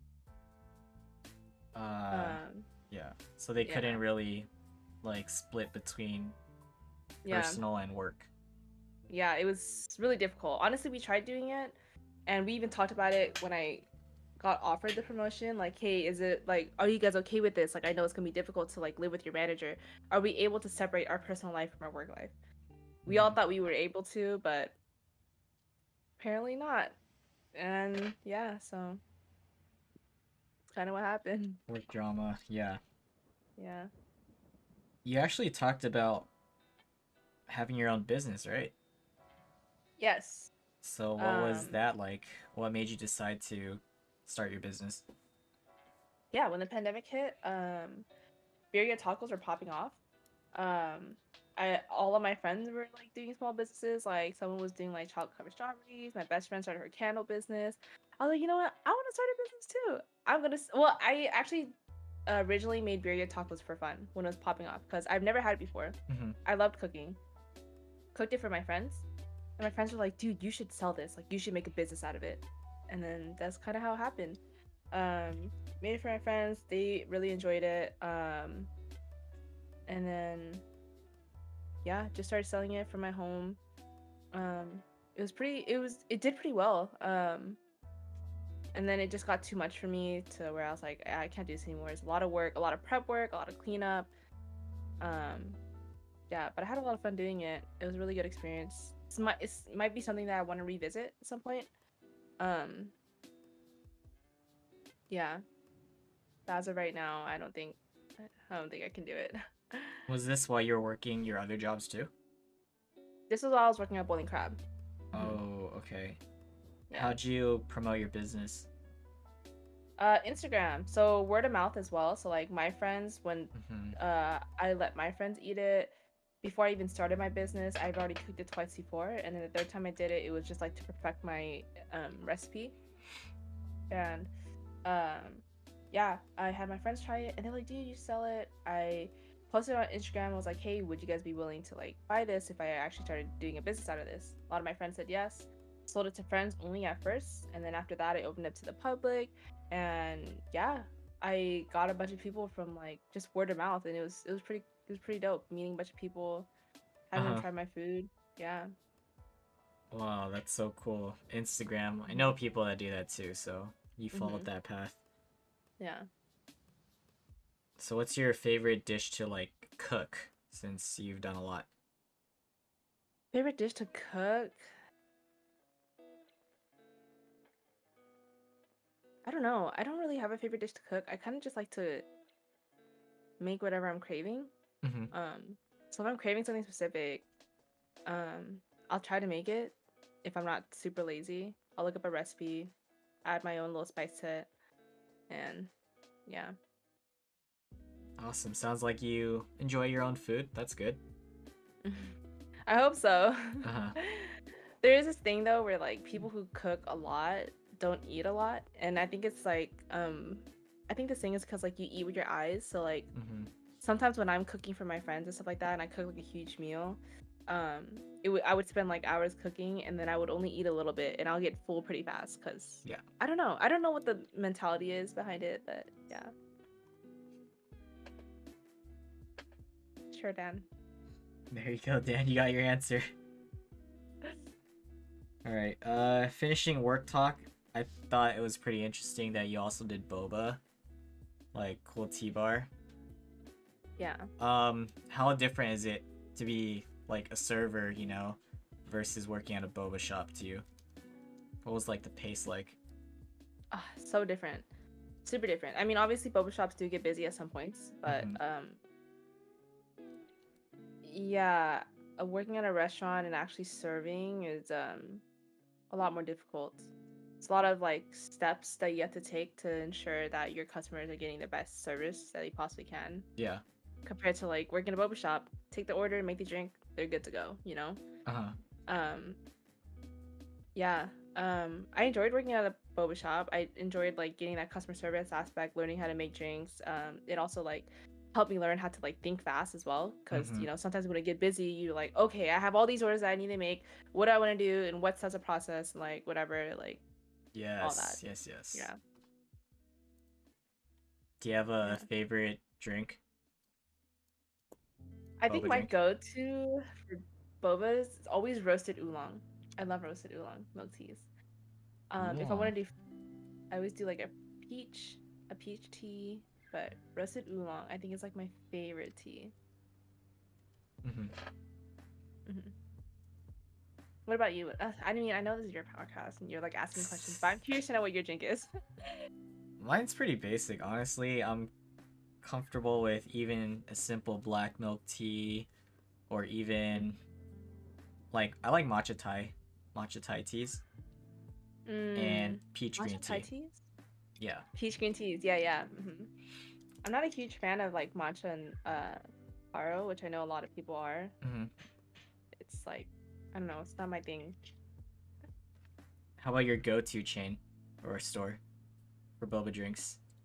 My go-to, I think if I say it, it would dox me. Um, Hmm. I mean, uh, is it a small chain? If it's a big chain, then you could say the big chain. I don't know how big it is, because I know that some people don't have it in their cities, and they haven't heard of it before. Mm-hmm. Yeah, it's called Bober tea. Okay. No, I Do you know don't what know it that. is? I don't know that. Yeah, It's okay though. yeah, yeah. They make super good. Like they, so good. Yeah, they like stir fry their boba or something like that in syrup, and it's so good when they put it in the drink. Whoa. Okay. Hmm. Do you think you've talked enough on work, or do you have any more stories or things to point out? Um,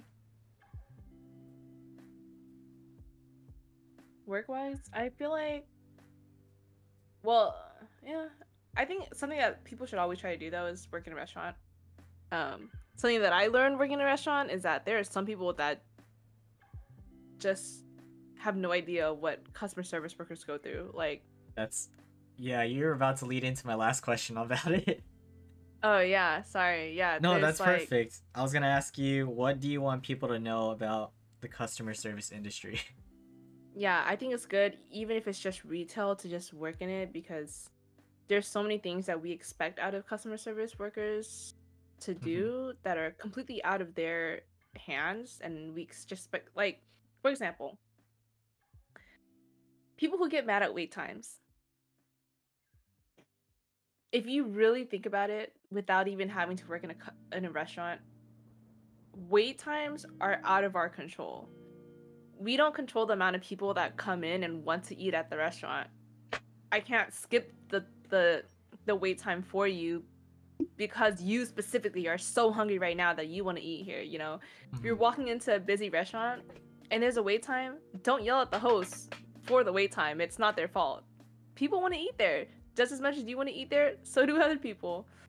Um I also heard about like retail workers. I personally myself have never worked in retail, but like um there's nothing in the back. Hmm.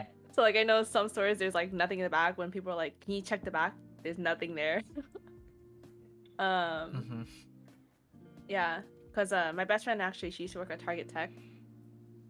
And I remember when I was talking to her about like when the pandemic hit and like the Switch was like a really popular thing during that time, and I really wanted to get a Switch, and she was like, "Oh, well, they don't have anything in the back, and then the deliveries are random."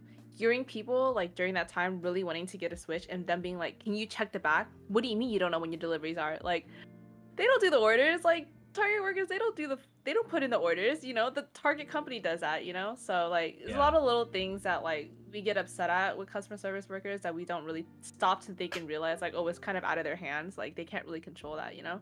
Hmm. Yeah, people yelling at the wait time. People yelling at the wait time are my least favorite people. I just, why are you yelling at me for the wait time? Yeah. Other people want to eat here too. Like I can't help you. Hmm. Yeah. Yeah, I think that's it. Just stop to think about what you're getting upset at with customer service workers. Yeah. They're going through it too. Hmm. And not only with you, but like a million other people that also are like trying to dine in or like trying to shop at their store. Awesome. So before we move on to the next stuff, do you need a break? You want to Um, take a 2-minute break or something? Up to you, because I'm gonna use the restroom. okay. Yeah. We can take a quick break. I'm gonna grab a drink.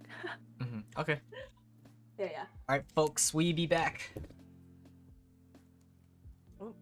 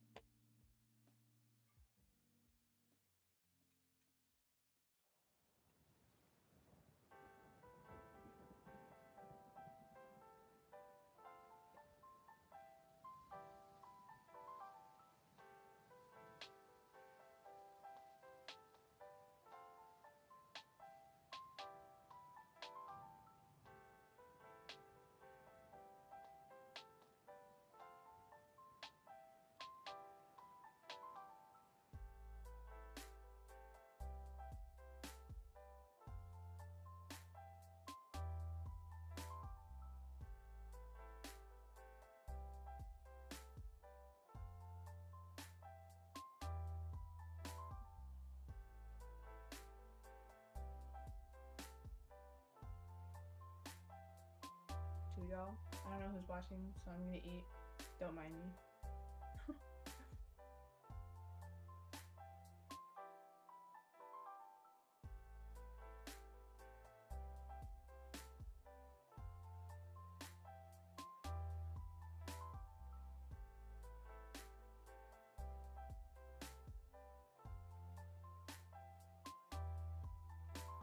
Intermission.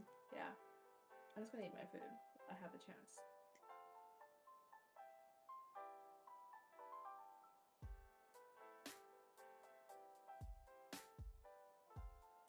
Are you a single baby mingle?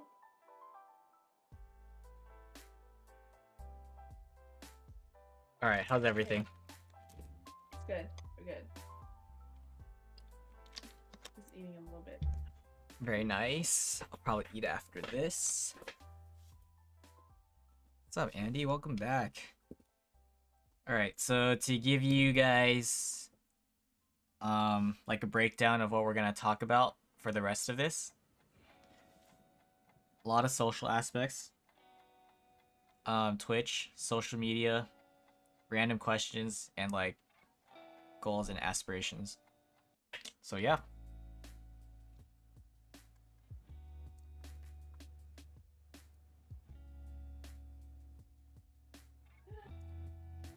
I knew you were gonna ask that, Nate.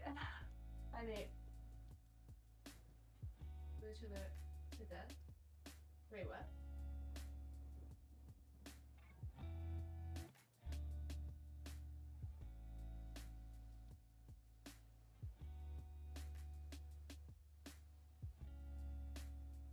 Okay. Are you good? Yeah. Good to go? Alright. So let's talk about the social aspects. We could talk about your party phase. Includes drinking and all that. It sounds like you had 2 phases, so you could talk about both of them. Okay. My first, I guess, like, partying phase was when I went to college, because, again, like, when I was in high school, didn't really do much, couldn't really go out, try to, you know, be a good kid, stay at home. When I left for college, that's when I had my first taste of alcohol for the first time. Drank for the first time. My first drink was vodka. I used to love vodka because I tried vodka for the first time. And I think my first worst experience with alcohol was when I was turning 19. It was my 19th birthday, countdown towards the 19th, my 19th birthday. Someone gifted me a 375 milliliter bottle of vodka, and also like told me to chug like half a bottle of UV blue. And before we got into the party, I chugged half that bottle of UV blue. Came in with my brand new Smirnoff bottle, like Smirnoff Cherry, the 375 milliliter bottle to myself. Came to the party, was like drinking the whole thing. Maybe shared it with a few friends. Finished the whole bottle and blacked out. I was so fucked up that night that like I just slightly remember like being in the front lawn and like throwing up. And then someone took me to the car, and I think like it was like it hit midnight, and I was sitting in the car at midnight, and I remember like falling asleep or something, and then I woke back up because I heard like my friends talking in the background, and it was like 2 in the morning. So they left me in the car for 2 hours. And yeah, it took me home. I woke up the next morning, and it was the day of my birthday, and I just felt so horrible, and I never wanted to drink vodka after that ever again. And then I moved on to like darks. Started drinking Hennessy a lot. Came back home, started drinking Hennessy a lot. Yeah, but my college phase in like college is just like there's not really much to talk about. It's like your typical like going out to parties, going out to like themed parties and stuff, and like it was like whatever. My second phase of partying, I feel like, would be when I was working at the bakery and at Boiling Crab at the same time. So when I first started meeting all these people at Boiling Crab, they're so wild. They always want to hang out after school. After school, what the heck? After work. The shift, yeah. Yeah, and I would have work at 5 in the morning or 6 in the morning, and I just remember like wanting to hang out with them so bad that after work, after a shift, at like fucking 11:30. We would go out to like go play pool, or we would go out to like the bars, or we would go out to karaoke. I just spent so much money during that time period too. I also started to get into like a lot of pretty bad drugs during that time. Don't really want to name it. Yeah, and be like a certain drug that I took was what helped me go into work the next day, you know, in the morning. Because I didn't have a hangover. You guys know what it is. You guys know what it is. Not gonna say what it is though. Yeah. But during that time, I also got super sick. I was sick all the time. Yeah, and yeah, I just got super bad. I wasn't taking care of myself. I was barely eating. I was going out all the time. And then I quit the bakery because it was too much for me to handle. I wanted to party so bad, and I think I just gave it the bakery, but also it just wasn't paying me enough money, so I quit there. Yeah, that was like my second phase of partying, and then after that, yeah, when I got a house with like a lot of my friends, and I was able to like host parties, that's when I was also doing that as well. Hosting dinner parties, just like chilling at the house after work with all my friends, just like drinking. We would drink like every single day. It was so bad. Like every single night, we'd be like, "What are you doing tonight? You want to kick it? Like we'll kick it at the house." You know, like we would buy a bottle every single night. Like I don't know who we thought we were. Like, and it wouldn't even just be regular Hennessy. It'd be like privilege, like the fucking $70 bottle of fucking Henny, VSOP. You know, spent so much money buying a bottle every single day, just chilling, hanging out the house. And it got so bad to the point where it'd be like four of us hanging out the house and be like, "Do you guys think one bottle's enough?" I don't know. Maybe let's just get one more for a case. We had like two bottles of four people. Like, uh, yeah, we drink a lot, partied a lot, went out all the time. But it was a lot of fun. I had a lot of fun, and I Yeah. felt so close to my friends. And um, yeah, I don't know. I lived my life. It was fun. It was a lot of fun. Yeah. Are you like kind of out of that right now? Or how do you feel about the social aspects? Well, ever since the pandemic hit, obviously we kind of slowed it down. We kind of stopped doing that all the time. Yeah. Just to keep everyone safe. I think after that, it just slowly, more and more, I just stopped going out. I mean, I would still go out and hang out if my friends invited me to, but Yeah. I don't go out of my way anymore to be like, "Hey, yo, let's hit the bars or something. Like, let's go out." I still drink on stream sometimes, a lot, obviously. As you guys know, I actually have my Chuli here too. Yeah. Drink on streams.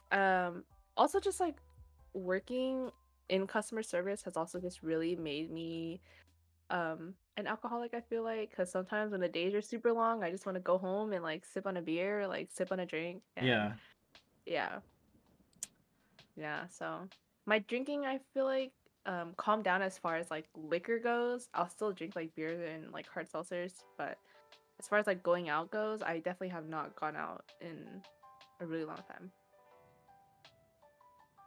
Do you have any interesting stories to tell us? Other than, you blacking out that one time right before your birthday. Mm, How crazy do these parties get? how crazy do these parties get? Or just any stories or memories. Apparently, I guess I'm just gonna say this. A lot of people don't know this. It's very normal between like female friendships. Like, but apparently a lot of people don't know this. I've kissed a lot of my girlfriends. Whenever people ask me if I've ever kissed a girl before, I always say yes, and they're always like, "Oh my gosh, you have? Like, what? That's so crazy." But like when me and my girlfriends we get drunk, like we kiss. It's normal. It's very normal. But people think it's crazy. Um, I mean, I'm really blessed to like have friends that like are willing to like take care of each other. I've had a lot of my friends lose their phones. Uh, yeah. Um, I've had some friends get DUIs, which are pretty crazy. Thank God, me personally, I've not gotten a DUI. Um, but yeah. I think with me personally, I don't really have any crazy stories. I have crazy stories about my friends. Um, yeah. It's okay. It's whatever you want to tell.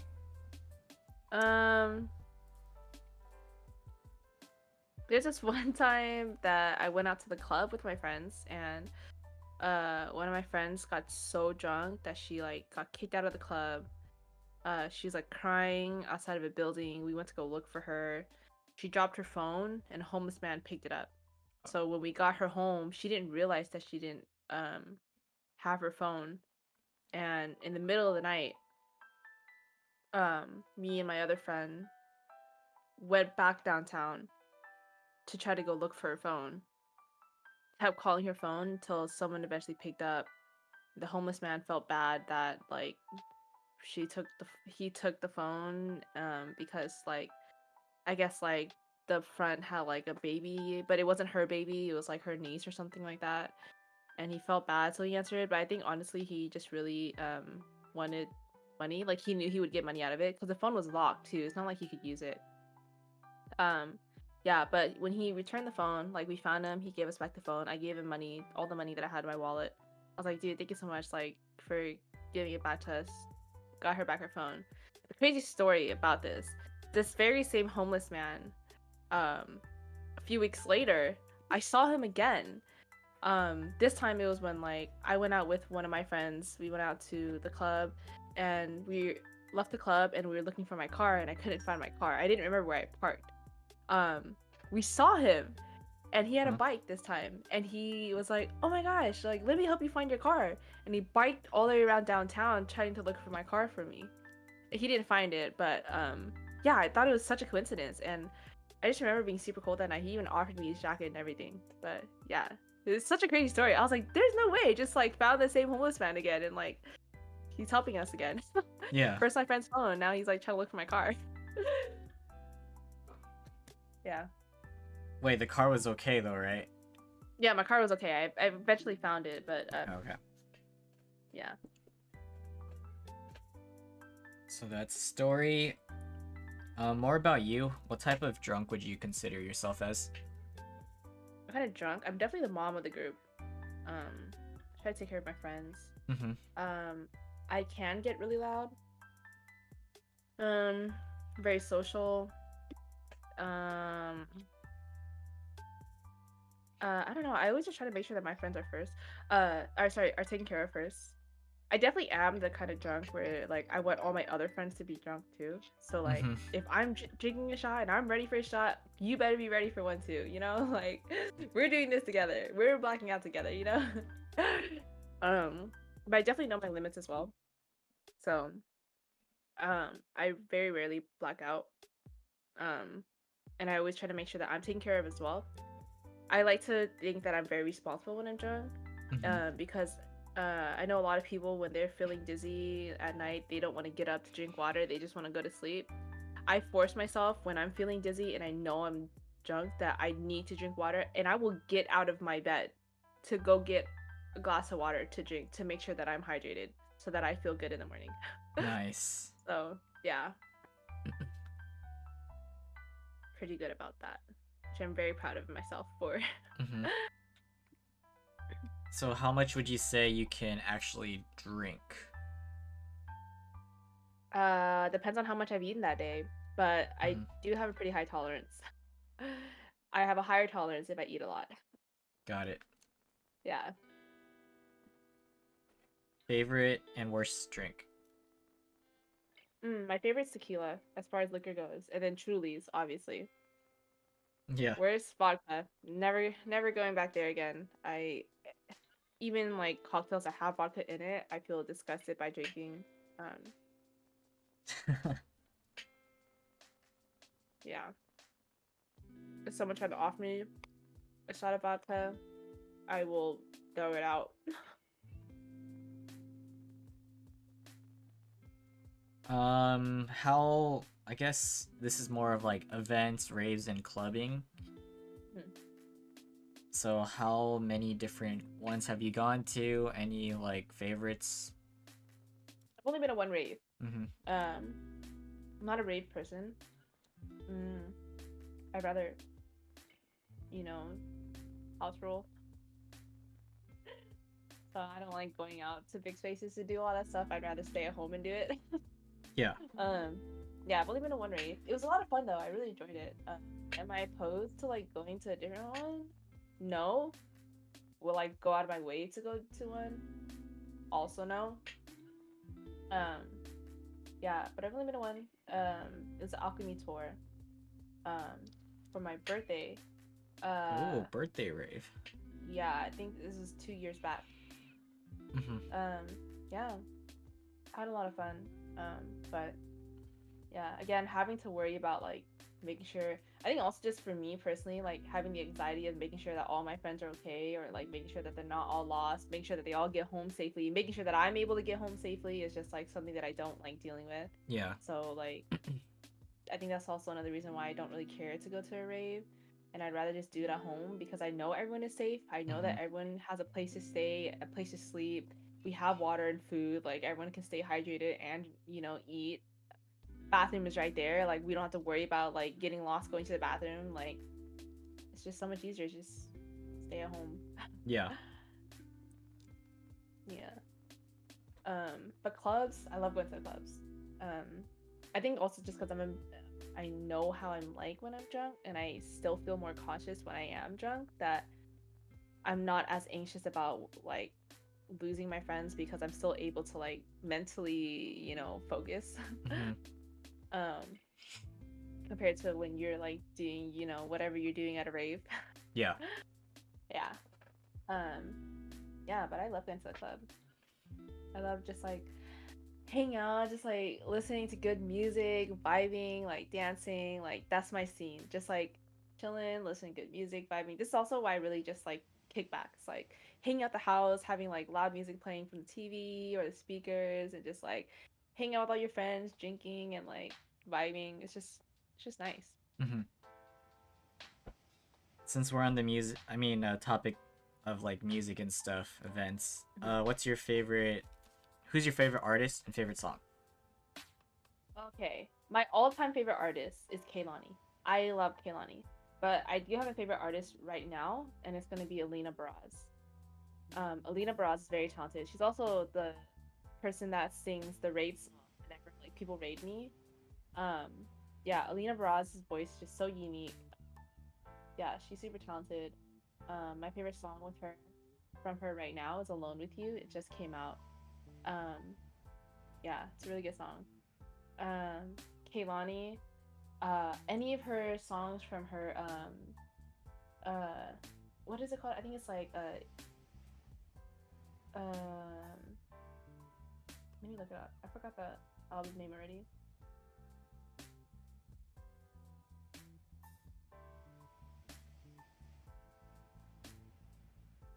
Another rave, Dan? Oh snap! Okay.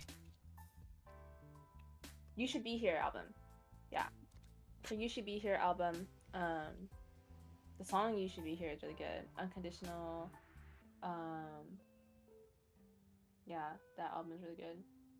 And then also with Alina Baraz, her It Was Divine album is really good. Yeah. I'd also rather go to concerts over raves. Because I just like listening. I don't listen to like EDM music like that. Like I know a lot of people listen to like EDM, like trap and like I don't know, whatever, house or something. I don't know what other genres there are, but I would listen to other music. Yeah, as for concerts, do you have any favorites that you've been to? Post Malone. I've actually went to Post Malone twice, which is such a like Post Malone isn't music that I would listen to often, but he's a really good performer. I thought he did amazing in his concerts. Yeah, Post Malone was really good. I would love to see Kehlani. I've yet to see Kehlani live. Yeah, I went to Lights On Festival 2 years back, which is an R&B festival. And Her is a amazing performer. Yeah. Yeah. Alright, so now we're gonna fill in the gaps of like things that you haven't mentioned yet throughout your, I guess, adult life, because we're talking about when you came back from college. I guess, like things that affected you. You know, the story too. If you want to get into that now, with your friend, the one that was younger than you. Yeah. So how's your life when you came back, and just go from there, all outside of work. Mm,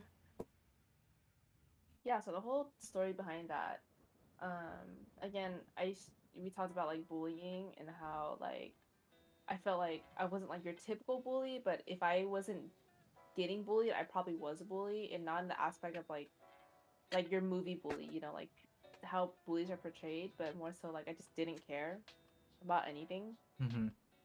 And like um you know, when I heard the news of my friend committing suicide, she was super close to me. It really changed my perspective on like how I should care for my friends, which is I think a huge reason why I care so much about my friends. Mm-hmm. um for example, like just little things of like checking up on them, seeing how they're doing.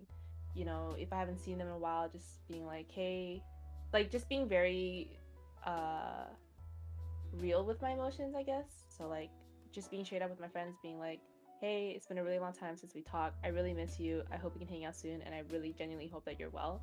So I feel like that's something that a lot of people don't do these days, where like they'll think about someone if they're talking about it with someone. Like, for example, if I was like talking to Dan one day about you and I was like, I haven't seen Wilson in so long, I kind of miss him.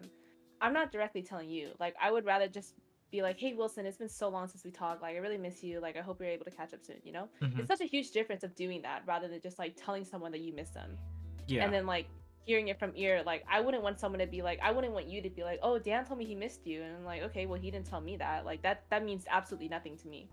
It Mm-hmm. doesn't matter to me, you know, because yeah, you guys could talk about me, but that's for your own like conscience, you know? Like he personally did not tell me that he missed me. Like Yeah. it means so much more if I just like came out was like, dude, I haven't seen you so long. I really miss you. Like I hope you're able to hang out soon, you know? Mm-hmm.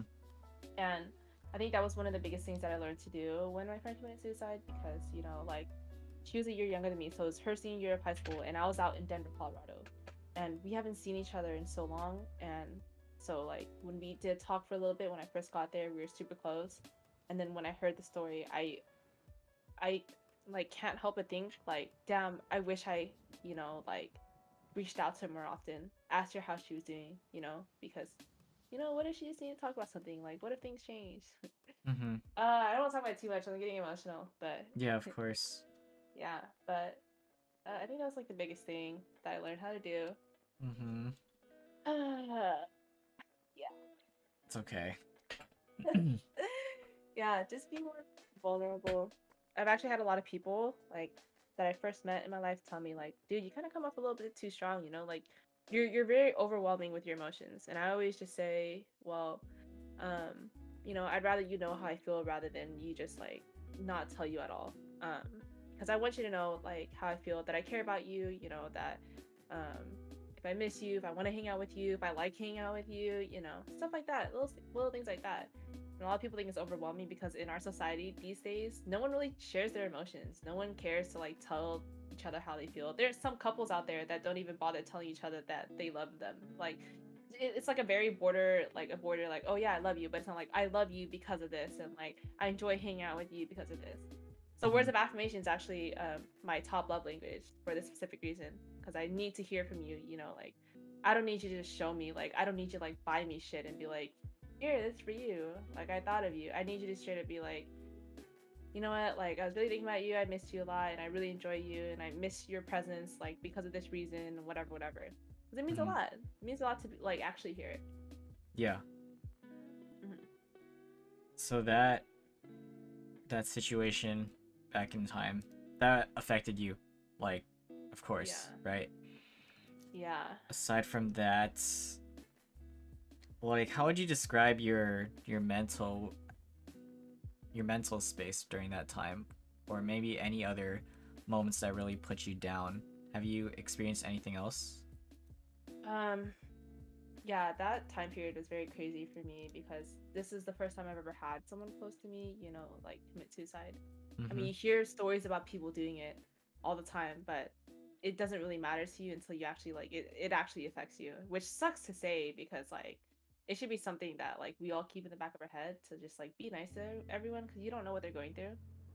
Um, but it was a lot of back and forth of just like I think for her perspective, specifically because when I was in college, my mom, so her funeral date was like during my spring break, and my mom had already asked me if I wanted to come back home, and I told her no, I didn't want to because I didn't want her to spend her money on a flight ticket for me to just come home for a week, you know.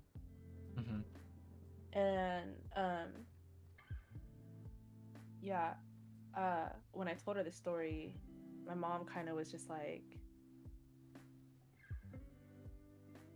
you know, like, I asked you to come home to come visit your family. You told us no. Your friend committed suicide and now you just want to visit her? She's already dead. What's the point? Her actions were selfish. She's putting her family through so much. It was a selfish decision on her part. Why would you want to do that? Like, why would you want to see? She's already gone. And also, just like hearing other people's thoughts on it, saying like suicide is selfish. Like, why would they do that to everyone around them? Because if you also think about it, like, it's so selfish for us to think that, wow, you really put that on us by getting rid of your life.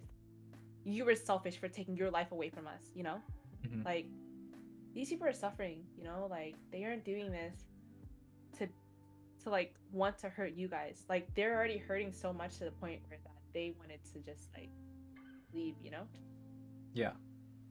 And not a lot of people think that way. A lot of people are kind of just thinking about their own emotions to where it's like, don't you ever leave me in my life. Like, you can't ever like leave me. Imagine all the things that you're gonna put me through if you left me, you know? Like, it's always about like me, like my emotions, how I feel, but it's never about like, you know, like, dude, how are you going through, like, what are you going through right now? Like, what is something that you're going through that we can help you get through to like get better, you know? Mm-hmm. And like, people calling suicide selfish like just really triggers me because like, dude, they're going through so much. Like, you don't know what they're going through, you know? I got you. People, yeah. Yeah, so that, wow.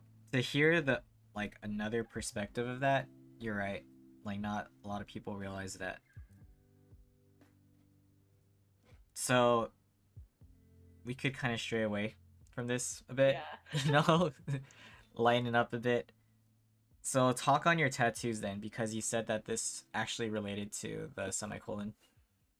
Oh yeah. Got this tattoo. If you guys don't know, I'm gonna say it again. It's like a little semicolon. Usually used at the end of a sentence to basically say that the sentence isn't done. You know, so the sentence is still gonna continue. Mm-hmm. Same way as it goes for like suicide awareness, where it's like, yeah, they ended their life, but their story still continues. You know, like their life is still living through us. Yeah. So that's why I got this tattoo. Actually, the tattoo artist that did this for me actually did it for me for free because I actually have a lot of tattoos from him, and this was done in Denver, Colorado. Mm-hmm. He's done a lot of my tattoos. So just to name some of my other tattoos, uh, yeah, there's a lot. Like I have one like down here, have one right here. There's one on my thigh, finger behind my ear, one like right here, my arm, obviously. You see my arm. Then I have my back bed as well. I'm not gonna show. Not it's kind of weird to show on stream. Mm. Yeah, I have my back bed as well, and I think that. Oh, I have this as well. Yeah, there's actually a funny story behind this one. I actually got this on my friend's birthday, and I was drunk. Oh, okay. Yeah, so we went to go out to eat brunch at a restaurant. We Uh-huh. had like bottomless mimosas, and then someone was like, "I want to go get a piercing," and I was like, "Oh, really? I don't really want to get a piercing right now, but I'll get a tattoo." So like we all went out downtown, went crazy. Like they got piercings, I got this tattoo, and yeah, I'm still friends with this girl. It's actually the one whose birthday I got this on, and we talk about this all the time about like how I got this on her birthday. Yeah. Do the other ones have any other, like, significant meanings to you that you want to just mention? Yes, they do. This one actually, I mean, I know I got it on my friend's birthday, but I wanted plain specifically because I always wanted to travel. Mm-hmm. So I haven't traveled in my adult life yet. There's a lot of places that I do want to visit. But the plane also just like moving back from like Colorado back home is also something that I did a lot. So like flying aspect, which is why there's a plane. Um, the very first tattoo I got was actually right here, and in Chinese letters it says love, strength, and passion. I know it's a very bad spot to have those three specific words, but in my defense, like uh I just needed it in a hidden area, you know? So I just needed it hidden, so that's where I got it at. Mm-hmm. Those three specific words specifically is just to remind myself like to always love people, remember to love yourself, remember to love everyone around you. Again, going back on like you don't ever know what anyone's going through. Remember to always love. Strength is to always just be strong. Um, strong for yourself, strong for other people. And then just making sure you keep that strength whenever you're going through a hard time. You don't ever want people walking all over you. And passion, just to always remember what you're passionate about. Always stay within your passion. You don't ever want to do something that you're not passionate about because you're just going to bore yourself. Like it's always good to be passionate in everything that you do, because it really shows through your work as well if you're very passionate. Mm-hmm. I yeah. I had a reason for this, which is very personal to me. You can see it right here. There's like birds from the feather. One of them is red. This has a meaning as well. I don't really want to say specifically what it is. It's kind of for myself. Yeah. Yeah, but there's that. I have a music note actually behind my ear, and that's because of band. Because I was like, you know, doing music for a really good part of my life, so that's why I have that as well. Mm-hmm. Yeah. I think that's like everything else is kind of just like, oh, looks nice, kind of want it. I'm just gonna go get it. Oh. Right, Yeah. for sure, for sure. Oh, the seahorse. I have a seahorse on my thigh because seahorses are my favorite animal. Seahorses. And you wanna know why? It's because the male carries the babies. So that's why seahorses are my favorite animal. Gotcha. Mm-hmm. So again, going back to your life, you know, after college and stuff, what pushed you to actually move out specifically with those people that you moved in with? Like, how's that transition from, you know, being with your family to just living out with your friends? Yeah, so I actually have a lot of different people that I lived with. So the very first time that I moved out, one of my friends knew a landlord who was like renting out a room for the house, and I rented out that room only for a month. I didn't stay very long. It was super cheap. It was like $300 a month, I think.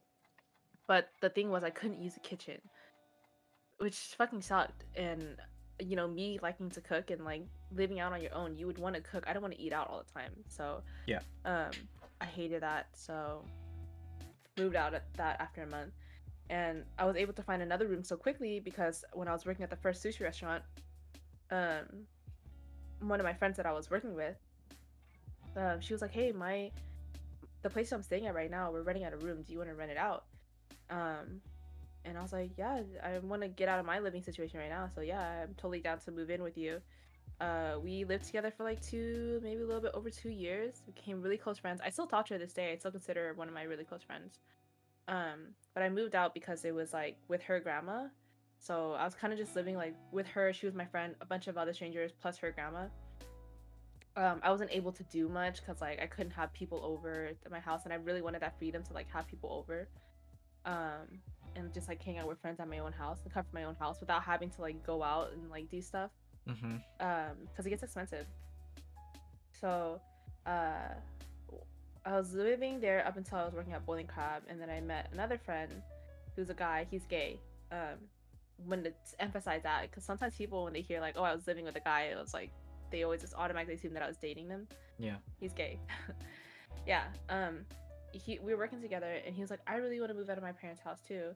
I was like, "Okay, well, I currently want to move out my living situation," so we got an apartment together, and we had the lease for like 11 months, but it kind of sucked because the trash situation in that area was like so weird. We also adopted 2 cats during the time of living there. We were not supposed to have pets there, so we're kind of sneaking 2 cats there. Yeah, this one right here. She's one of them. He has the other one.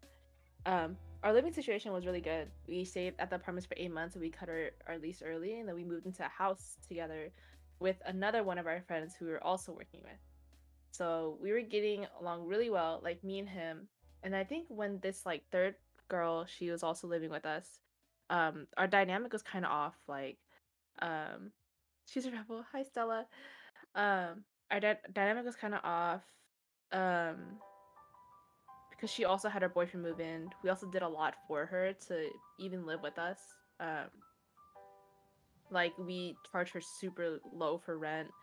She kind of took advantage of it. She was like, I don't know, it was a lot. And also just like when I got promoted at the job and then I was also their manager, it was really tough for all of us and they're not working out. I'm actually not friends with them anymore, which kind of sucks because like Aw. we were all super close friends. Yeah. Yeah.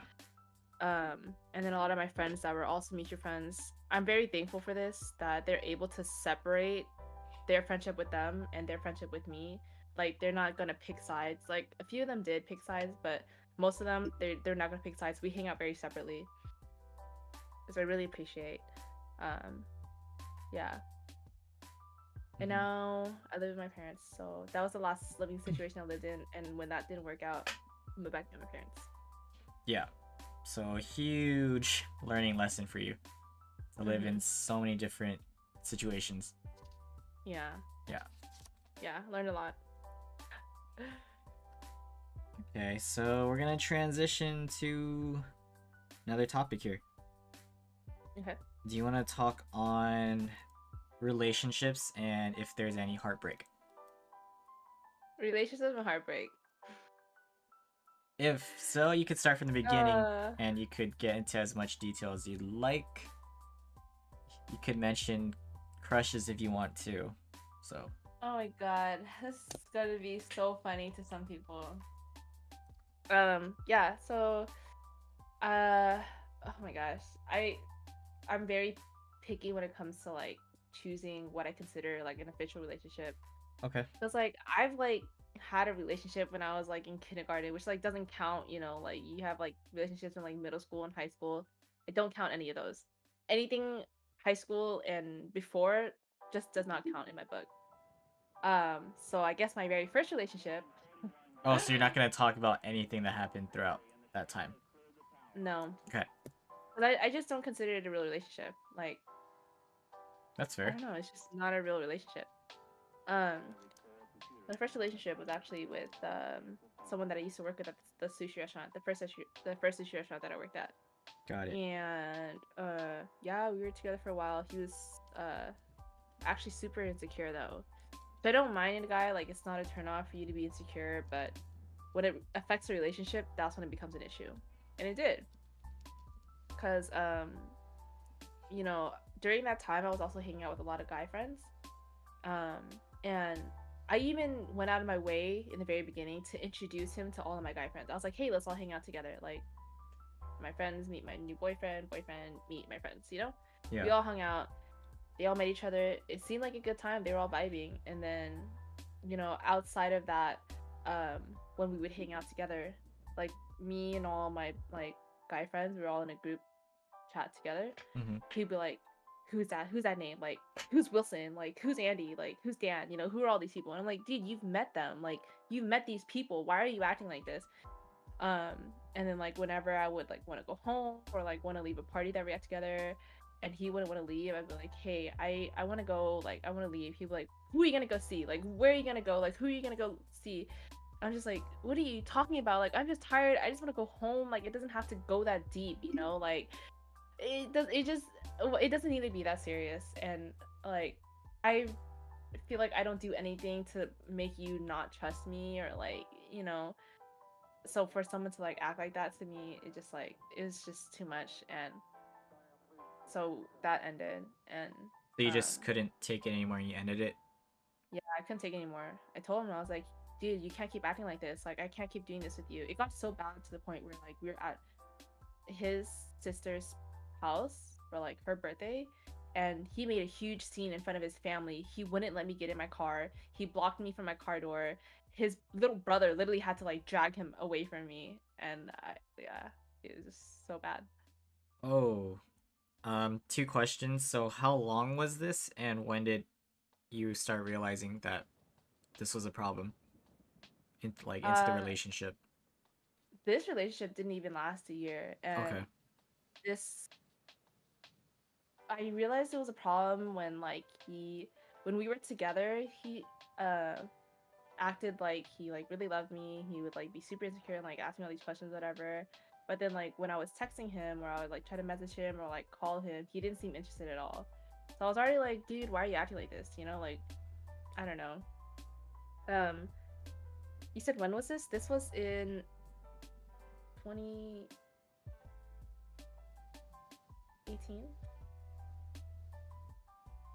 2018, maybe Mm-hmm. 2018. No, it wasn't 20.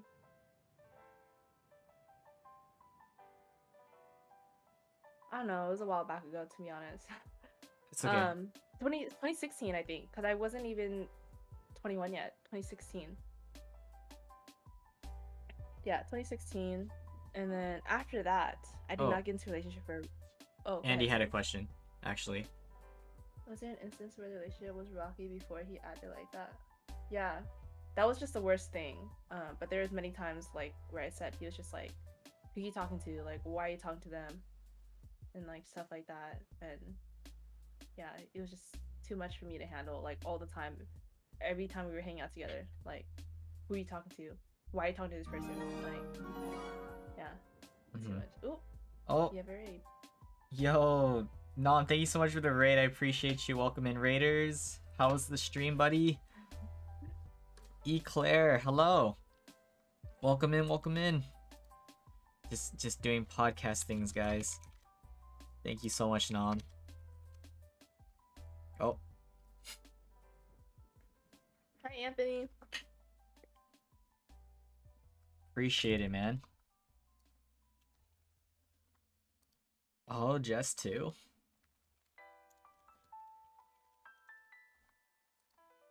Thank you guys for tuning in.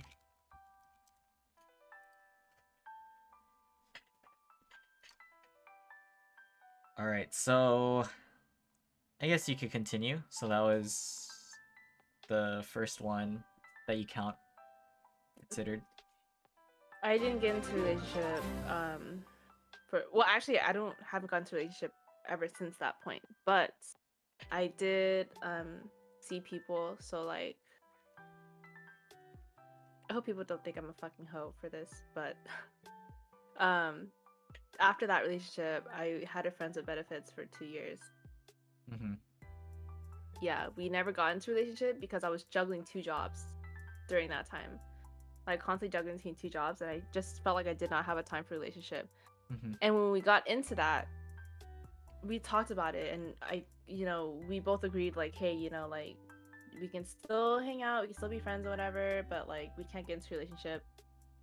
So it's just like simply pleasure. Yeah. And then 2 years down, um, he wasn't having it anymore.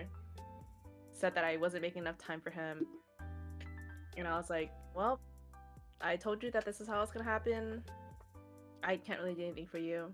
And yeah, he like went off of me, so we just stopped talking. Mm-hmm. After that, nothing too serious except for this one guy who I did talk to for a little bit, but we never got into like official relationship.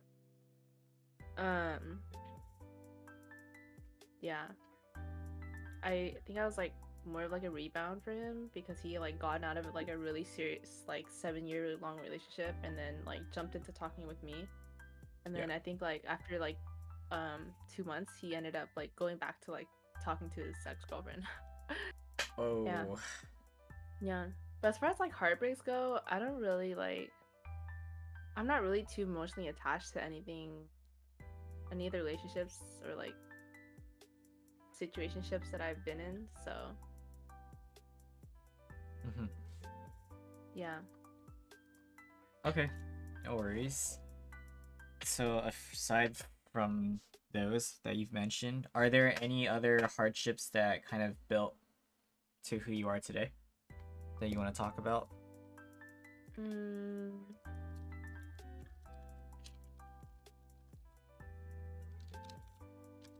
know. I feel like that one topic that we talked about was just like the biggest thing that's ever happened to me that like really changed my output on living life, or like how I live my life too. Yeah. Yeah. I don't really think much else really happened. Do you feel like you've said enough about that too? Yeah, I don't. You don't need to go back and say Okay, it. okay. Just Yeah. making sure. Yeah. Okay, so these are more general questions, like based on your interests. Before we get into like other stuff, you like sushi. You like love sushi. I love sushi. Yeah, let's talk sushi a bit. What's your Okay. favorite, and when did you realize you were just like in love with it? What's my favorite? Well, man, I think I don't remember where my love for sushi first came from, but I just remember like when I did used to go to sushi restaurants, like when I first started going, I only ate like rolls and like rolls with like cooked fish on it and like a lot of sauce on it. And then eventually I like learned to like eat like rolls with like raw fish on it, and then I learned how to eat like nigiri, and then I ended up learning how to eat sashimi, and I fell in love with just like eating sashimi and nigiri. And then like I started like looking up like fancy sushi restaurants to go eat at, and like exploring like different types of fish to eat, and like always trying new things. And yeah, that's when I just started to just be like, dude, I like there's so much out there, like there's so much different seafood that you can eat. I just really like seafood in general too. But yeah, I try to steer away from eating rolls now that I go to sushi restaurants. I like to eat like sashimi or like any like sushi plates, like like I don't remember what it's called in like regular restaurants, but the restaurant that I work in right now, it's like hamachi carpaccio, you know, just like raw slices of fish and like ponzu sauce with like jalapenos on it, chili oil, like so simple, it's just so good. Yeah. Yeah, it's just so good. I don't know. Man, that sounds so good. Yeah.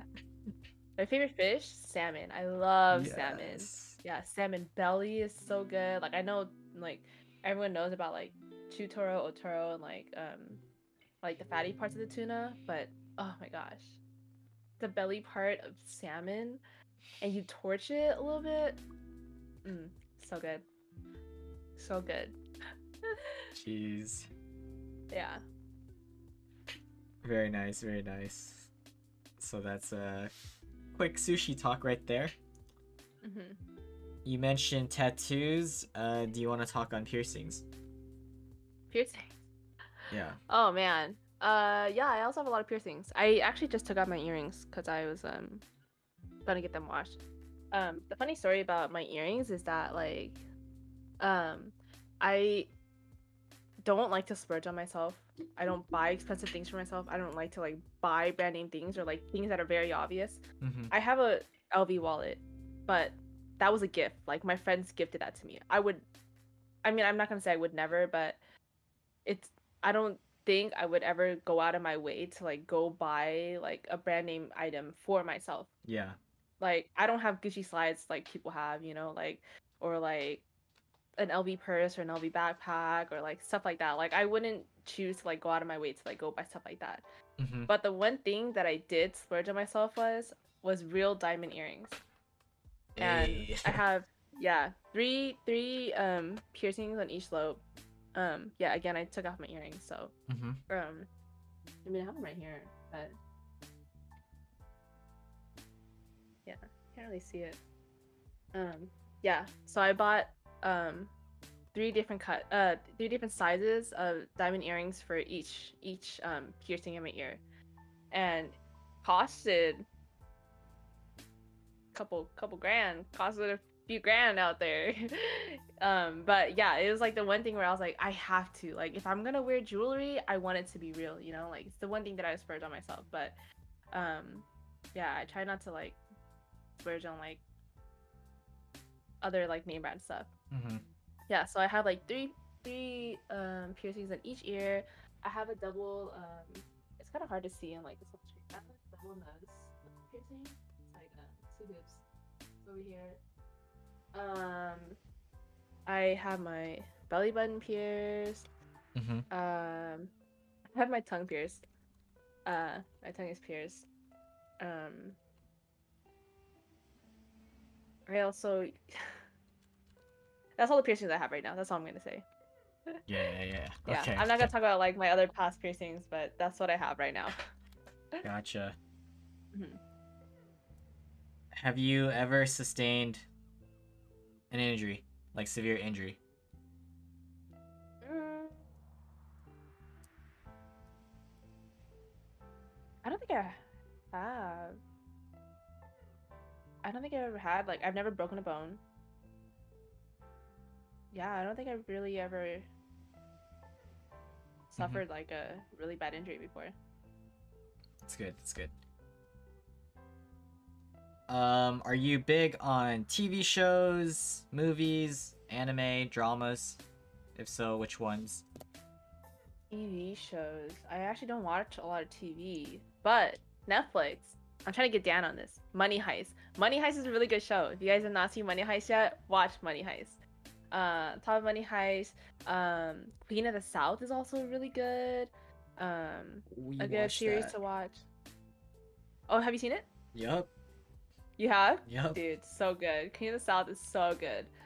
What else is another good series? I really like Riverdale. Riverdale's a really good series.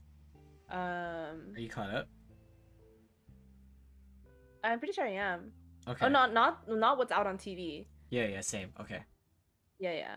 Let me double check if I'm caught up or not. Yeah, Riverdale's really good. Uh, I'm currently watching Clickbait right now, which I heard from a lot of people is really good. Wait, how is it? Um, Because I'm also curious. Me and Trez are curious about that show. Clickbait, Yeah. yeah, it's actually pretty good. I think I'm only like 4 episodes in. Yeah, four episodes Okay. in. It's so good. It's so good. You have to watch it. I don't Damn want to it. spoil too Okay. much, but it definitely is nothing like it. Like when I was thinking clickbait, I was thinking it's gonna be about social media. It's not. Uh-huh. Yeah, it's you just gotta watch it. Just watch it. Mm-hmm. um, let's see what else. 13 Reasons Why. For obvious reasons, I really like 13 Reasons Why. Ah. Uh-huh. All American is really good. Um, and Shameless. Nice. Nice know the picks. Spanish. Mm-hmm. Animes. I actually don't really watch animes too often, but when I was in high school, I did watch a lot of One Piece, and I tried my best to keep updated on One Piece, but like sometimes I'll like binge watch it and I'll catch up on all the episodes, and then I won't watch it for like months, and then I have to like catch up again. Um, Hunter x Hunter, it's also really good. Shameless is hilarious. I love Shameless. Hunter x Hunter. Yeah, that's. Oh, Food Wars. I think is that what it's called? Food Wars. Is that one of the animes about food? Yeah. Yeah, Food Wars is also a good anime. Movies. I actually don't watch a lot of movies. But one movie that I really really like that made me cry a lot every time I watch it is Fruitvale Station. Fruitvale Station is a really good movie. Do you know what that movie is? No. You don't? Fruitvale No. Station is based on a real story. I don't want to spoil too much. Yeah, but if you guys have not seen Fruitvale Station, watch Fruitvale Station. Did she watch Sword Art Online? Did that come out a long time ago? I don't even know how many years it has been. A couple years. It's still ongoing, right? I think. Is it ongoing? I don't know. I think I have seen a few episodes of Sword Art Online, but I'm not caught up. I think I watched it when it first came out, and then like I didn't really watch too much after that. For sure. Some more into the Netflix stuff, which is fair. You need some good ones. Clickbait though. Okay, I gotta consider that. Yes. Clickbait. All right, real quick You guys are not before. watch it. real quick before we move on from shows. Um, favorite character from Queen of the South. You don't have to say. Favorite character from Yeah, Queen of you the don't have South? to say why. You could just say the person. Fuck.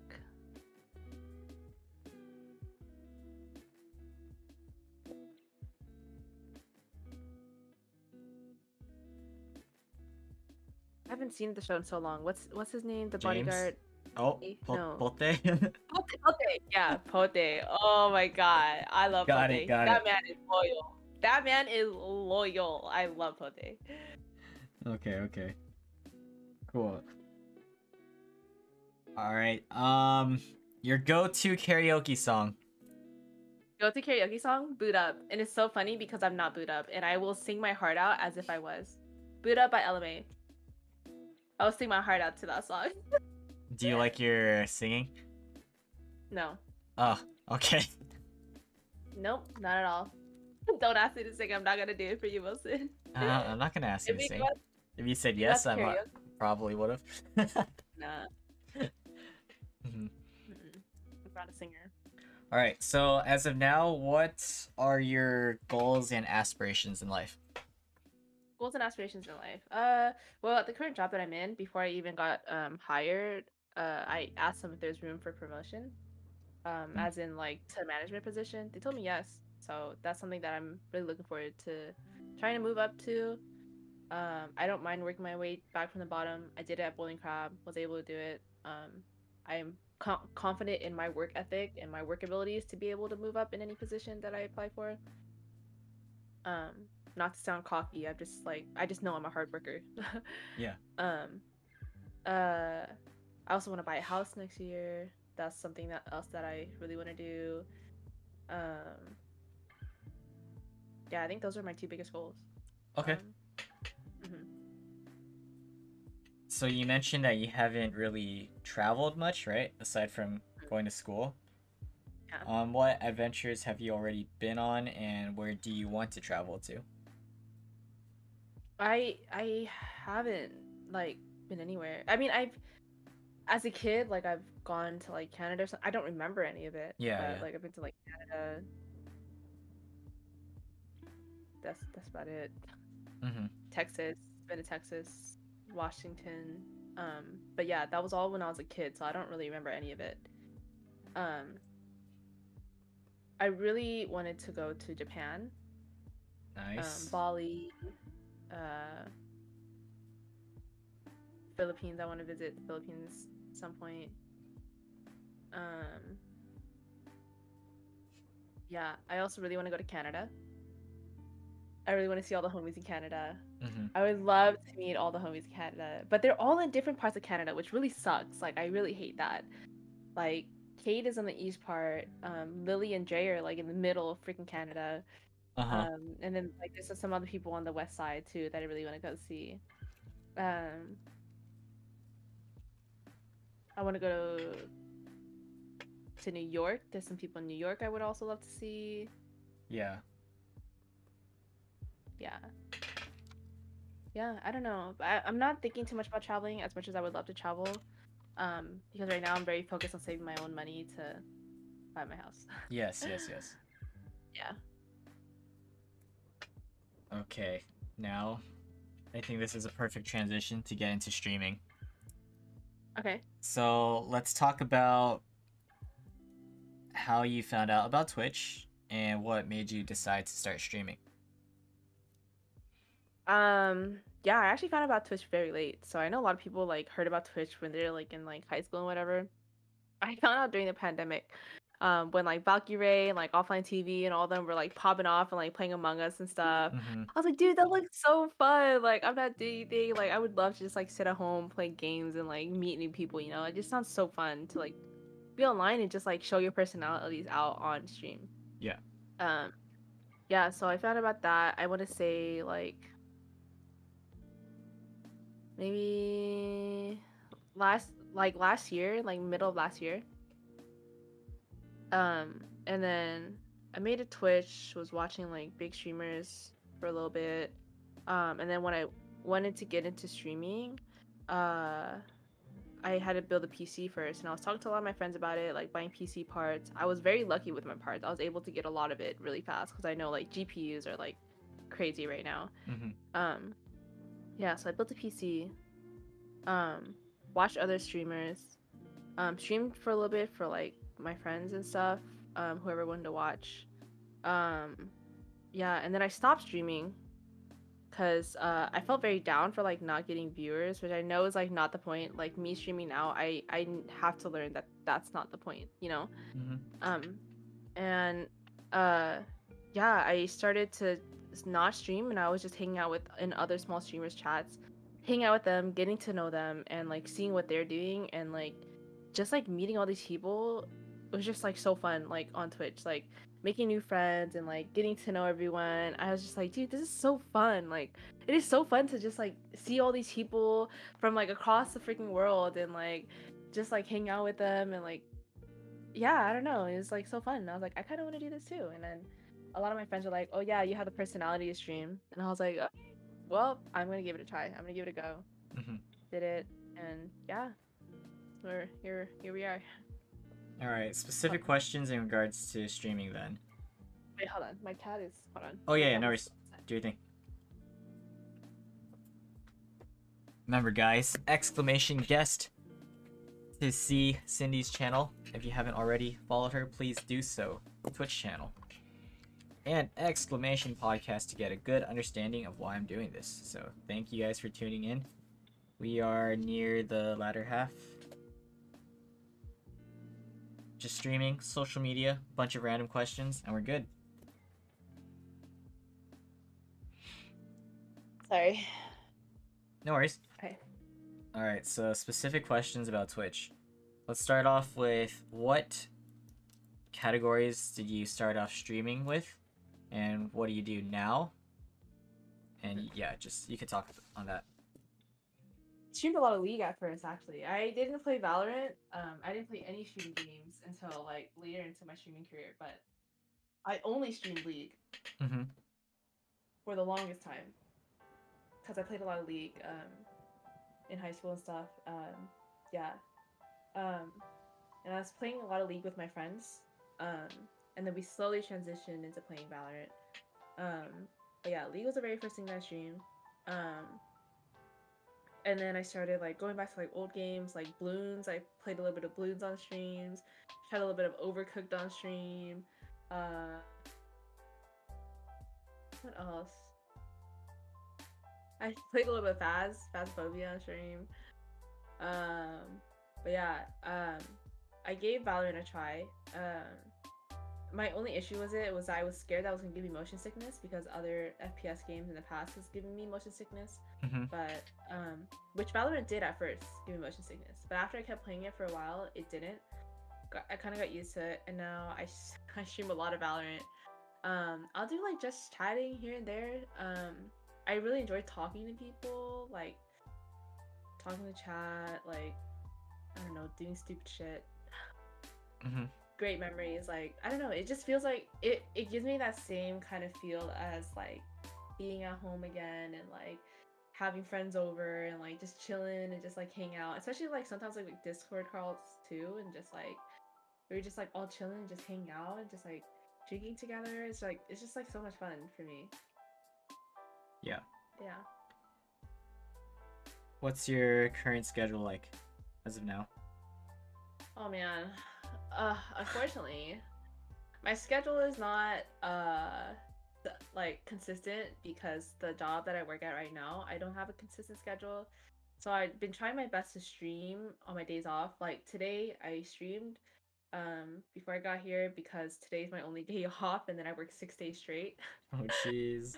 Yeah, so unfortunately I don't have a streaming schedule. I wish I could. I wish I did. It used to be I would I would consistently stream every Tuesday, but I started working on Tuesday. I can't. And my only other options is like to either stream on my days off or do a super early stream or do a super late stream, which I don't want to do either of those. So I just stream on my days off. For sure. Yeah. So talk a little bit about your panels And emotes, who made them, and how'd you decide on those? So my panel's super easy. I freaking love sushi. My favorite color is also lavender, so that's why it's like the purple color. Mm-hmm. The person that actually did it for me, she's actually the reason why I like learned how to like work my way around Twitch is because there's this girl on TikTok. Her name's Kat Leonte. She blew up. She's like a partner and everything now. But when I first started following her, she was just affiliate. She was only averaging like maybe like 10, 15 viewers. Mm-hmm. And I would like pop by her streams a lot and like she would talk about like doing commissions and stuff like that. She actually did my panels for me. Yeah. And then for my emotes, my friend Eli did it for me. He's part of Ohana. He actually started Ohana, I believe. Ohana is like this other big like Twitch group with a bunch of other streamers on there, a bunch of other like people. They're like this big organization. Super nice people. I'm not too involved in it, but I met a lot of great people through there. But he actually did my emails for me. And then my friend Carl, he did my sub badges and my bit badges for me, which I love. He did a great job on them. Mm-hmm. Yeah, same with the emotes. Like everything was done amazing. Like, yeah, yeah, very fortunate to find like people that did such a great job on everything. Yeah. Nice. Do you have a lot of IRL friends that are kind of involved with you in Twitch? Who do you like also stream? Who also stream? Or Yeah, or kind of like just support you on your streams. Shubi, little Shubi in chat. We're actually IRL friends. I've known her because we used to work together at Bowling Crab. I love Ayy. Shubi. Such a sweetheart. When I first met Shubi, oh my god, this woman is a fucking angel. Like, I wish everyone here had the chance to like meet Shubi in person. Shubi is an angel. Like, I can't stress it enough how great of a person she is. I love Shubi so much. An angel. Like, she's just so amazing. Like, Shubi's such a genuine person. I just love her so much. My friend Liz, she used to Cloudderp, she was in here earlier actually. Cloudderp, that's my friend Stella. Okay. Yeah, Stella also love her. I love her to death. She's so caring. She's always checking up on me, making sure I'm okay. We're always like catching up, and I appreciate her for that because you know we were talking about it earlier. Like not a lot of people do that, and Stella's one of those people that does that where she'll like reach out to me like, hey, I hope you've been well. Like I miss you. Like let's catch up sometime. I love that so much from her. Yeah. Liz. She's popped into like my streams sometimes. Like we've done some just chatting streams together. Oh, Stella's still here. I didn't even realize. But yeah, I freaking love. I love you, Stella. I don't care. It doesn't matter how often you do it. The fact that you do it in general is just amazing. Like, there are people that don't do it at all. So I really appreciate you for doing that. My friend Liz, she also like used to stream. But she doesn't now. She'll like pop in here and there, but she's not very active on Twitch anymore. She's kind of living her own life, but she used to be super active in my streams. My best friend, her Twitch name is Obtuse. She doesn't stream either, but she'll like pop in whenever she has time. She works a lot, but she'll also support my streams. I have another friend, an RL friend who also streams. Her name is Mars Milk.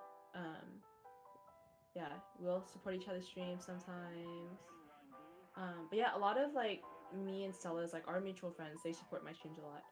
They're not here right now, but yeah, I always talk to them in the streams. Carl's actually one of them too. Who did my sub and bit badges. So yeah. Nice, that's good. A lot of support. Yeah, Shubi does she does cosplays, bro. She's crazy. Like, oh my god, if you like look at Shubi's Instagram, oh my gosh. Do you have her coming up? Is Shubi someone that you have coming up someday? Not yet, but I'm gonna get everyone eventually.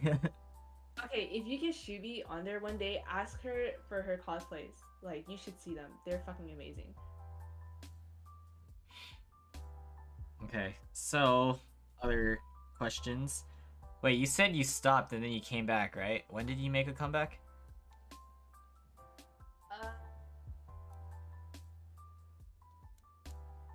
I think March. March? March. April, March-ish, or something like that. I think it's like April. Mm-hmm. March. April, March. So like, who would you consider as your like day ones and like greatest supporters that's still like around that you've met through Twitch? Kai, Shubi, Stella. I have a lot of day ones actually. Oh my gosh, the list is kind of long. Japanese. He's been there since day one. Hunter. Kate. Fucking love Kate. Kate was even there before I was even an affiliate. Slums is a day one for me. Oh my god, there's a lot. Gary, Garwai. I'm barely there, I don't deserve it. Stella, you're fucking busy. Shut up. You do deserve it. Stop. I love Stella so much. Like, she doesn't give herself enough credit for how great of a person she is. Yeah, Shubi's definitely a day one for me. Who else? Wilson, you're actually a day one for me too. I consider you a day one because when I was like super small, you like popped in and like yeah, I mean, I know you're like there was like a time where you weren't there very often, but I appreciated that you came back. And yeah, I think you're there like sort of in the beginning too. Yeah. Yeah, because you're talking about League and balloons, and I was just like, huh, I remember that. Yeah. Okay. Yeah, there's a lot of day ones. I can't really remember them off the top of my head, but a lot of my RL friends, of course, obviously, I appreciate them to death. Yeah. But yeah, from as far as Twitch, Kai has been there for, for a while. Yeah, Japanese, Hunter, Ian, also Fresh Vibe, Ian, Yusei, Nate, been there since day one. Yeah. Awesome.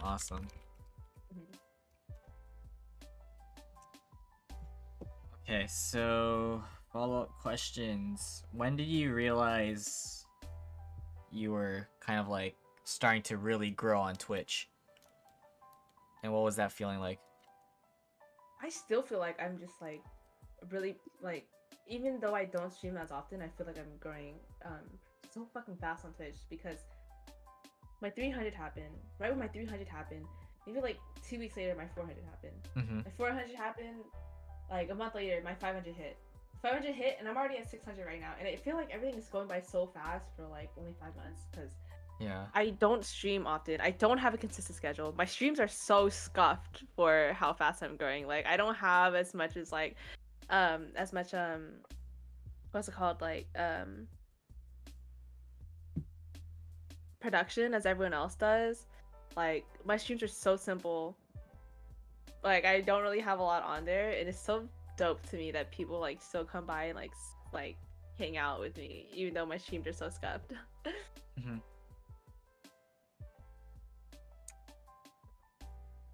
So kind of on the flip side, have you ever dealt with any trolls and hate, and if so, how did you respond? Oh man, it's actually really funny. I think trolls are just so funny to me. Like these people that like come by your stream to like say all these other unnecessary things to try to make you feel bad. I think it's just so funny. Like there's just one time this guy came into my stream and he was like, how much will it cost to like some, okay, I don't know if guy streamers go through this, but I know a lot of girl streamers go through some really like weird comments from trolls. And one of them that I got was like this guy being like, how much to sniff your ass after anal or something like that. And then I think Kai banned them right away. And I was like, wait. No, let's hear him out. I was like, let's hear him out. I want to hear what this guy has to say, like I really want to know what he has to say. What if he's actually gonna pay me, like I want to know. I'm about my bag, I'm trying to make my money. So yeah, that whole stream was like, I think that whole moment was like a cool like 30 minutes long of me just entertaining this guy. Yeah. Letting him just like really try to troll me. Like he was trying so hard to just really troll me. Like he was like saying stuff like, oh, now you have to pay me, or like what if I let a dog like sniff it afterwards and stuff like that. It was like he was so bad at it. I just thought it was so funny. There's also been people who like say some weird stuff like, oh, you're ugly and like stuff like that. I kind of like don't really care because it's like you mean nothing to me. Yeah, again, like I'm very careless when it comes to like people that I don't know. Like if I don't know you, I don't have an opinion about you, I'm not gonna care about anything that you have to say to me. Um, for the most part, my mods are pretty good at like banning people right away. Yeah. I also just like don't really pay much attention to it, but like funny comments like that, like if they're banning people that are like, oh, you're ugly and like just say unnecessary things, like it's like whatever. I'm not gonna entertain those, but like people who like say just like weird stuff like that, I would love to entertain it. I think it's just great content for me to have. Mm-hmm. Like it's just so funny. For sure. Yeah. On the same page, have you ever had a bad experience on stream? Bad experience? Mm-hmm. I don't think so. I don't think I've ever had a bad experience on stream. Like, I know there's like a lot of Twitch drama out there and stuff like that, Mm-hmm. and like people are like, I know some people have to like take mental breaks from streams. Um, but I don't know. For me, I just feel like I don't know if I just haven't gotten to that point, or also just like for me, at the end of the day, I'm just like trying to like play games with my friends, you know? Like I'm just trying to hang out, play games. Games supposed to be fun. I also try not to be toxic in games either, so like Yeah. yeah, I'm just trying to like chill and vibe and like have fun with my friends, you know? Like we're playing games. Games are supposed to be fun. It's just like just have fun. Mm-hmm. Have you ever felt obligated to stream at any point? No. This is another reason why I'm okay with not having a schedule, because I don't want to feel like I owe a stream to anybody if I'm not feeling up to streaming. Yeah. So Nice. I never put myself in a situation where I was like, "Oh my god, I have to stream today." Like, like let's open my computer up and like let's start this stream up. Like I don't want to ever have to make it feel like it's a job. Like I think that's another reason why I don't think I would ever want to do a schedule too, just because like if I'm feeling like streaming, I'm feeling like streaming, you know? Mm-hmm. Like I and I know a lot of people say too, like we're not here to make money. We're just here to like vibe, have fun. Like we're here to make content, and that's how it should be. Like if I was like a fucking clown and I had entertain people for a salary, then yeah, like I would fucking like set a schedule and like that would fucking suck.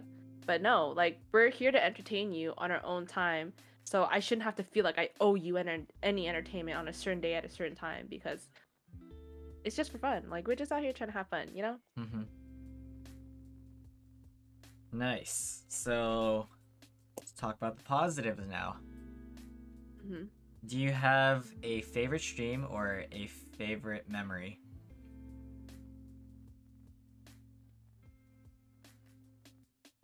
Andy. Favorite stream or favorite memory? Oh man, I really enjoy I don't know. I think any moment where anyone is like just talking to me on stream and we're just chilling and have a great time, like anytime I'm able to like play games with my friends and just have a great time, is a good stream day for me. Like I don't think there's any specific stream where like, oh man, I love this stream. Like this stream was the freaking best, because again, I'm just here to like have fun. Mm-hmm. So any stream that I'm able to like have that kind of fun and genuinely enjoy my time on stream, talk to people, hang out with my friends, it's just like a good stream for me, and I just really enjoy it. Nice. Let's talk about that made ABG stream. How'd that come about? How'd that come about, and how'd it go? Oh no. Okay. How did that stream go? I think I don't know. I think someone asked for a like cosplay stream or something like that, and then I think I talked to my best friend about how I wanted to do like an ABG like cosplay stream one day, like just like put on a full face of makeup, lashes, nails, and everything, and just like do a stream out of it. She was like, "No, you know what you need to do? You need to put a maid outfit with that." I was like, "Bro, seriously?" And she like said it while streaming, and everyone was like, "Yeah, dude, put on a maid outfit, ABG stream." And then I was like, "Fuck, all right, you know what? For the content, for the entertainment, I'll do it." So I like set up a community challenge, which I really did not think they were gonna hit, because it was 300,000 points to get this cosplay done. Yeah, they hit it Oh, pretty. yeah, okay. Yeah, they hit it, and we did it. So Very nice. yeah, no, we would have hit it by normal means, Kai. Sums didn't have to do all that. Sums was literally just like one other person. I think he only put in enough person for like one person to like do 2K. We would have hit it in normal means. It wasn't your fault, no. Yeah. So what went down in that stream? What went down? Yeah, when it came to it. Oh man, there's a lot of prep work to it. I had to get my hair redone, so yeah, my roots were like really far back. It looks like they're really far back now, but when I have it down, they're not. But my roots were really far back. I wanted to have it redone so that I could have my hair down for the stream. Um, I had my best friend come over. She did my makeup for me. She put lashes on for me. She gave me some press-on nails. And then we did the stream. It happened. We were vibing. It was a good time. It was a lot of fun. I'm not gonna lie, it was a lot of fun. I had a good time. It wasn't like I wasn't too embarrassed over it. It's all for entertainment. Yeah. It's the one time thing that happened. So. Nice. Okay. So, in any way, this is kind of like relative to your question that you asked. How has like Twitch changed you becoming a streamer? And what would it be like if you didn't do it, you know? Any thoughts on that? I think for sure Twitch really helped build that like social aspect in me that I was missing during the pandemic, like not being able to hang out with friends. It's like being on Twitch really helped like fill that like that need that I like that social need that I have to like be able to like talk to people and hang out with friends. Just play games with friends and stuff like that. Yeah, so I think that's like one of the biggest ways that Twitch like helped change me. Just being able to meet a lot of people too, which I really love. I love seeing like different perspectives of other people too. So hearing other people's life stories and like seeing how they're doing, what they're doing is just really nice. Yeah, I don't know. I think just hanging out with people in general is just a really big part of my life. So I enjoy that Twitch is here during the pandemic, when all of us kind of have to like stay at home, and I'm able to just like hang out with people, but virtually. Yeah. Awesome. So I have like 3 more questions about Twitch. What advice would you give to streamers who are trying to grow and just trying to get started with Twitch? Oh, yeah. I think the biggest thing is just to like be yourself. I think the hardest thing for me to learn is that like people want to watch you for your personality, you know?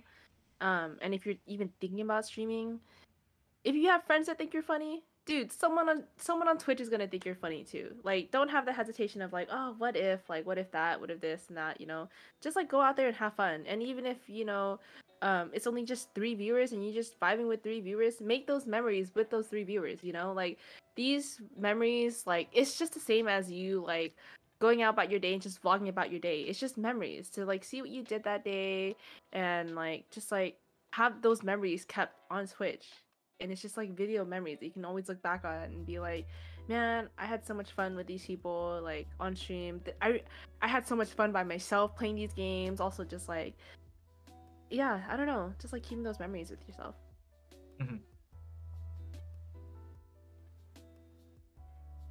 Sick. Was there anything else you wanted to say, or is that it? I think so. Okay. This one is about your username, so how'd you come up with it? Oh man. Okay, so again, my best friend's in this conversation. I told her, I was like, hey, I want to start Twitch. This is when she started her candle business as well, and she was actually talking about changing her candle business name. So her candle business is Wishing Wick, but the Wick doesn't have a C in it, so it's just Wishing WIK. I was like, how'd you come up with your name? Like, I really like your name. It's really unique. A lot of people really like it too, you know? And I was like, I really want to think of a cool name on Twitch too, where people can like know that it's me, but also like it doesn't really have my name in it, you know?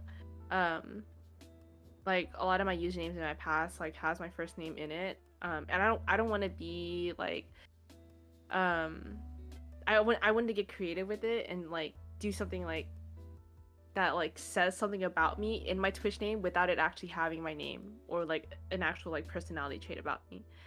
So I was thinking about my name. I was like, Cindy, okay. What can I do with my name Cindy? We have CIN.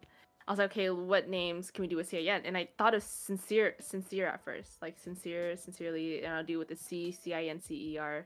I was like, it doesn't really look right. I was like, damn, what else can I do with it? And I was like, all right, let's do like sinful. And I thought sinful, and I had the name like I had the word sincerely in my head already. So I was like, okay, sincerely sinful with the C instead of an S. And I feel like it very well describes who I am as a person. And it's a really cool Twitch name as well. I really like it. Good night, Shibi. Good night. It's creative. It really is. Thank you. Good stuff. Yeah. So. Kind of how it came up. All right, this one's really random, but talk on how you got to know Dre and Trez. Dre and Trez? Yeah. Well, Jay talked about it a little bit. Yeah. But this is on stream now. Yeah, Jay talked about it a little bit. I did not like Dre when I first met him. I thought he was the weirdest fucking guy ever. I was like, what is wrong with this guy? This man is just straight up going to stream like where the hoes at and like straight up just being like, yo, like you trying to fuck or like get married. I don't know. I forgot. Like he was just like too strong. Wait, in your stream or were you in not his my stream? Oh. No, in other people's streams. Like I would Okay. see his name in other people's streams, and I was like, dude, what the fuck is wrong with this guy? Like, why is he talking like that? Like he just like come into chats and be like, hoes question mark or like any hoes in chat, stuff like that. And I also realized later on that that's what they all do. Like Dre, fucking Trez, fucking Ace, like all of them, they all fucking do that, you know? Yeah. And it's like this big joke with them. And I didn't like any of them because I was like, why are they acting like that? Like, why are they acting like fucking children, you know? But then I started to get to know Jay a little bit more because Jay was hanging out. I think I met Trixie first before Lily. And I think I met Trixie off of Gary. Gary doesn't really stream that often anymore. Yeah, but I think I saw Dre on stream, like they were doing like a Discord call or something, and I got to know him a little bit more personally through their interaction. Yeah. I was like, you know what, he's not a bad guy. I think he's just like really going through things. I think this also comes with like the empathetic part of me where I'm like, I think this guy's actually going through something because like he's talking like this. Yeah, he sounds like a fucking dick, but like I think he's actually genuinely going through something, you know? And I remember thinking like, damn, I'm actually genuinely concerned about Dre. You know, seeing this guy's personality on Twitch, he's like drinking all the time, like not sleeping, always working, not taking care of himself. And I reached out to him. I was like, hey Dre, like I don't really know you that well. We don't really talk ever, but I genuinely hope that you're taking care of yourself. I hope you're okay. And like this and that, whatever. And then ever since then, like we talked, got to know each other a little bit more. And I actually genuinely really love Dre. He's really hardworking. I got to know him a little bit more. So even though he like comes off as like this fucking dick, like I really love him. Like he's really hardworking. Very genuine guy. Yeah. Awesome. So that's I don't think he's gonna watch this. I just want to put this like I just want to make sure no one this conversation stays here. Don't ever tell Dre that I fucking said this to him. Nobody. All right. I know he's not watching this right now, so no one tell Dre that I said this. Okay, that's clear. So I actually just remembered something that has to do with Twitch. So this is it before we move on. Your birthday. Your birthday's coming up. Oh so yeah. What's the plan with that exactly? Yeah, so October 3rd, 10 p.m. PST. I'm gonna be doing a drinking stream. We're just gonna vibe on stream, drink, hang out, chill. Wilson, you're fucking invited. Wait, the 3rd's what day is that? Sunday. Oh. Sunday night. Wait, it's on Sunday night? Oh, okay, leading into Monday. Leading into Monday, which is my birthday's on October 4th. Ah, okay. Got it. So continue. Yeah, October 3rd, 10 p.m. PST. If you guys want to come hang out, come vibe, drink for my birthday. Yeah, I'd love to just hang out. Cause you know, with the Delta variant and all that stuff, I don't want to do another house party or anything like that, or like go out. I'd rather just stay at home. And I think the best way to do it is to do it on Discord with all my friends. I think it'd be so much fun. I'm also gonna try to think of like games to do for everyone to like get to know each other, so it's not like super clicky. Not everyone's trying to like talk over each other. Yeah. So I want to try to figure out things to do too for that stream. The fourth one, I guess you can come hang out, Andy. You don't have to drink, but you can come hang out. Mm-hmm. Yeah. This is while Have a you're real fun. streaming? Yes, I'm gonna stream it Okay. Are other people for the allowed to memories. stream too? Yeah, you can stream it. Of course. Oh my gosh, of Okay. course. Yeah, yeah. Of course. Uh-huh. So that's the plan. Okay, okay. So you said October 3rd. Imagine if I was no, don't you can't stream it. You EST. just cannot stream my birthday. Sorry. It's on my stream only. Awesome. There you go. Oh, do you mind if I grab my food real quick? We're almost done. Yeah, go ahead. Go ahead, go ahead. Entertain the chat. Okay. Stella, let's get drunk together. On October 3rd, 10 p.m. PST. Come through. Let's drink together. I would love to have you there. I miss you a lot. Doesn't need single. Ready to mingle. I'm down for a couple shots. And beer? Ooh. Yo. I am single. Am I ready to mingle? I don't know. It's a tough question to answer, to be honest. I always keep telling myself I'm emotionally unavailable because I know you're single. It's really funny because I always tell all my close friends about this. I guess I'm gonna say it on a podcast now. Well, Wilson's not here, but I'm a very picky person, and I never think anyone is good enough for me. Stella actually knows this about me because she actually asked me the same thing. But I never think anyone's good enough for me. I'm just so picky, and I just feel like no one is good enough. It sounds like I sound like very like I sound very like what's the word? Like full of myself, but I don't know. Yeah, I have no idea. This is not to put anyone down. It's just like this is just how I feel myself personally. So I'm not trying to say like don't shoot your shot, but also like I'm just I don't know. So emotionally like unavailable.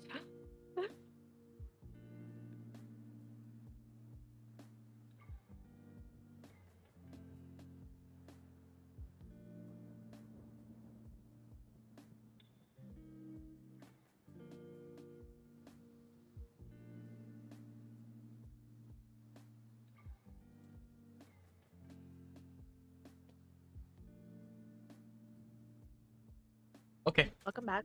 Thank you, thank you. So, transitioning from Twitch, other social media. What do you use that's, public? Aside from, I mean, you could include Discord too. Are you big on social media? I'm not actually. I do want to start like doing TikToks, but I haven't like gotten around to doing it. So I don't really have a public TikTok to share. Mm-hmm. My Instagram is private. My Discord is public. Yeah. Yeah, my Discord's public. You can find it on my banners or on my stream. Yeah, but other than that, I don't really have any other social medias to share, which I know is so boring. Um, yeah, so I don't really have anything. Can I follow you on IG?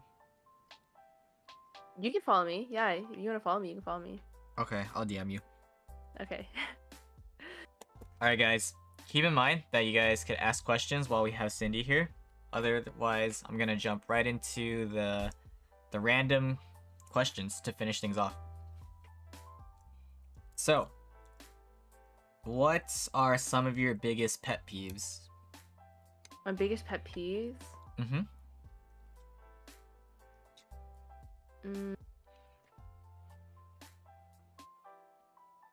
I think this is more of an issue for myself that I need to work on, but it's still a huge pet peeve of mine is when, because I'm very indecisive, if people try to leave me to make a decision, it really annoys me. Like when people are like, if I'm like, oh, do you want to play a game of Val? They're like, oh, it's up to you. I get so irked. I'm like, do you want to play? It's like a yes or no question. I'm not asking. I'm asking you because like I'm down to play. So like, do you want to play or not? Like just little things like that. Like, or like if it's like oh, do you want to hang out? Mm-hmm. It's up to you. I can't, like, I'm so indecisive that I just like need people to make the decision for me. So when people are like, oh, it's up to you, it kind of also just shows that like people just don't care. Mm-hmm. Like if you're like, oh, do you want to hang out? I'd be like, oh yeah, for sure. I'd be down to hang out. Like I would love to hang out with you. But if I'm like trying to be like, oh, do you want to hang out? And you're just like, it's up to you. We can do whatever. I'm just like, oh my God, Lord, like please give me the strength. Like I just can't right now. Like I think also just like my patience is so low. So when people like can't like, I don't have enough patience to like deal with people who are just like can't decide for themselves or like stuff like that. Yeah. Anything else worth mentioning? When people do exclamation mark love with me and it's 40%, yeah, I can't stand that either. So, just kidding. I don't know. I think a lot of my pet peeves always has to do with like personalities, but it's also just something that could be avoided because it's just also something that I could just deal with, and not like be too like personal about. So I don't think I really have any other pet peeves. No worries. What are some of your greatest fears? Greatest fears? Mm-hmm. Failing. I think that's one of my biggest fears. Just failing, not being able to succeed in life, not being able to do stuff for myself. I'm a very independent person. So if I'm not able to provide for myself or do anything for myself, I feel very helpless and I feel like I'm failing in life. And Yeah. I don't like that feeling of like having to depend on someone else because people aren't always going to be there for you. Mm-hmm. So, yeah, I feel like my biggest fear is just not being able to like do anything for myself. Yeah. Yeah. Ah, interesting. Okay, so the next question is actually, what would you consider as your greatest accomplishments and greatest failures / regrets? Greatest accomplishments? I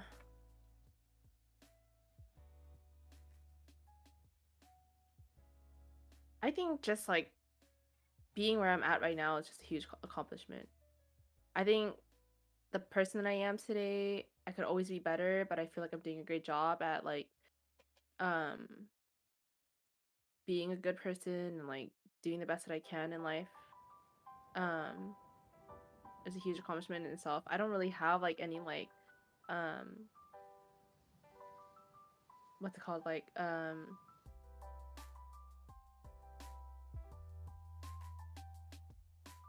can't think of the word, like physical success, I guess, or like achievements. So for me it's just always just like I feel like I'm just very like personality based, like very I don't know, yeah, personality based, where like anything that has to do with life or like accomplishments or failures, it always has to do with like my personality or like how I am as a person, because I feel like that's the best thing that I can control is like how I act. And failures, I don't know. I mean, there's like you can like fail in life, but also like you can also learn from it. So I don't ever really see things as failures, more just as like a learning experience. So it's kind of hard to like say what I failed at. I mean, I failed in school, but like it's not something like, again, it's like a learning lesson, like yeah, you could have done better, but I don't know, it's hard to say like anything that I failed into. That's okay. It's your answer. Yeah. Oh, I just thought of this earlier. It kind of goes back to Twitch. But in your opinion, what is considered like getting to the next step, like being big on Twitch?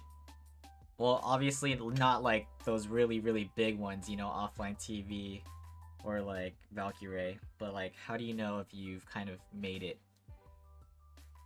Made it? Or like your medium-sized channel or something? Medium-sized channel? Oh man, just like uh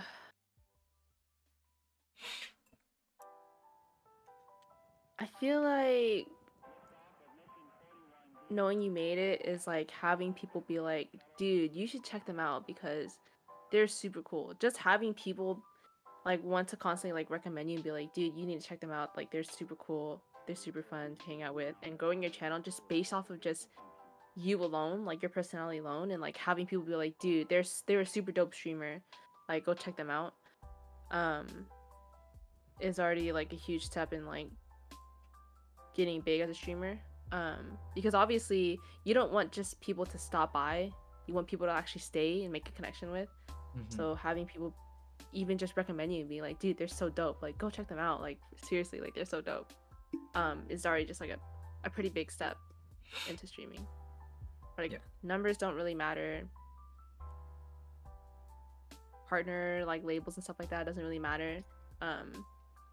I just feel like just being able to like generally build a connection with your community and like the people in Twitch and the people that come into your channel is already just like a big step on just becoming a big person, like a big streamer, you know?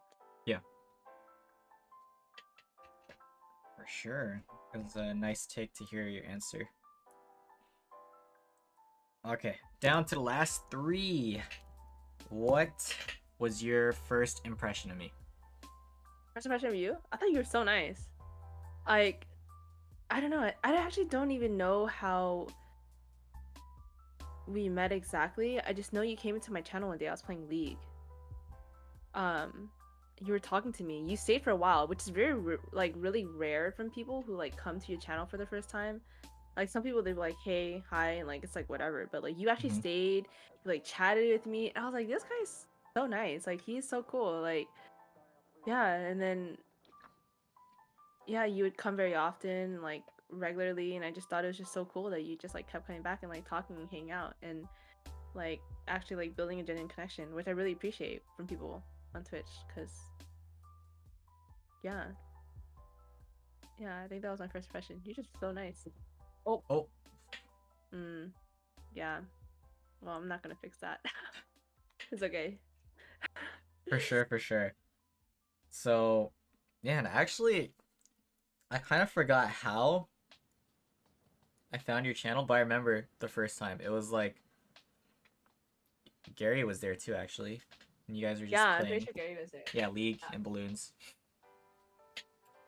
Yeah. But yes, I appreciate that. Thank you. So, as of What's now, your first impression of me? I want to know. oh, I thought you were very personable. Like you actually put in the effort to have a conversation. You're very welcoming. You were definitely super modest about your gaming because you were playing League. And then you like kept the conversation going. I thought that was super cool. You even asked me to play. I remember that. Well, balloons at least, and you were like trying to teach me how to play. Like you Oh, legit was I? tried to explain like how to play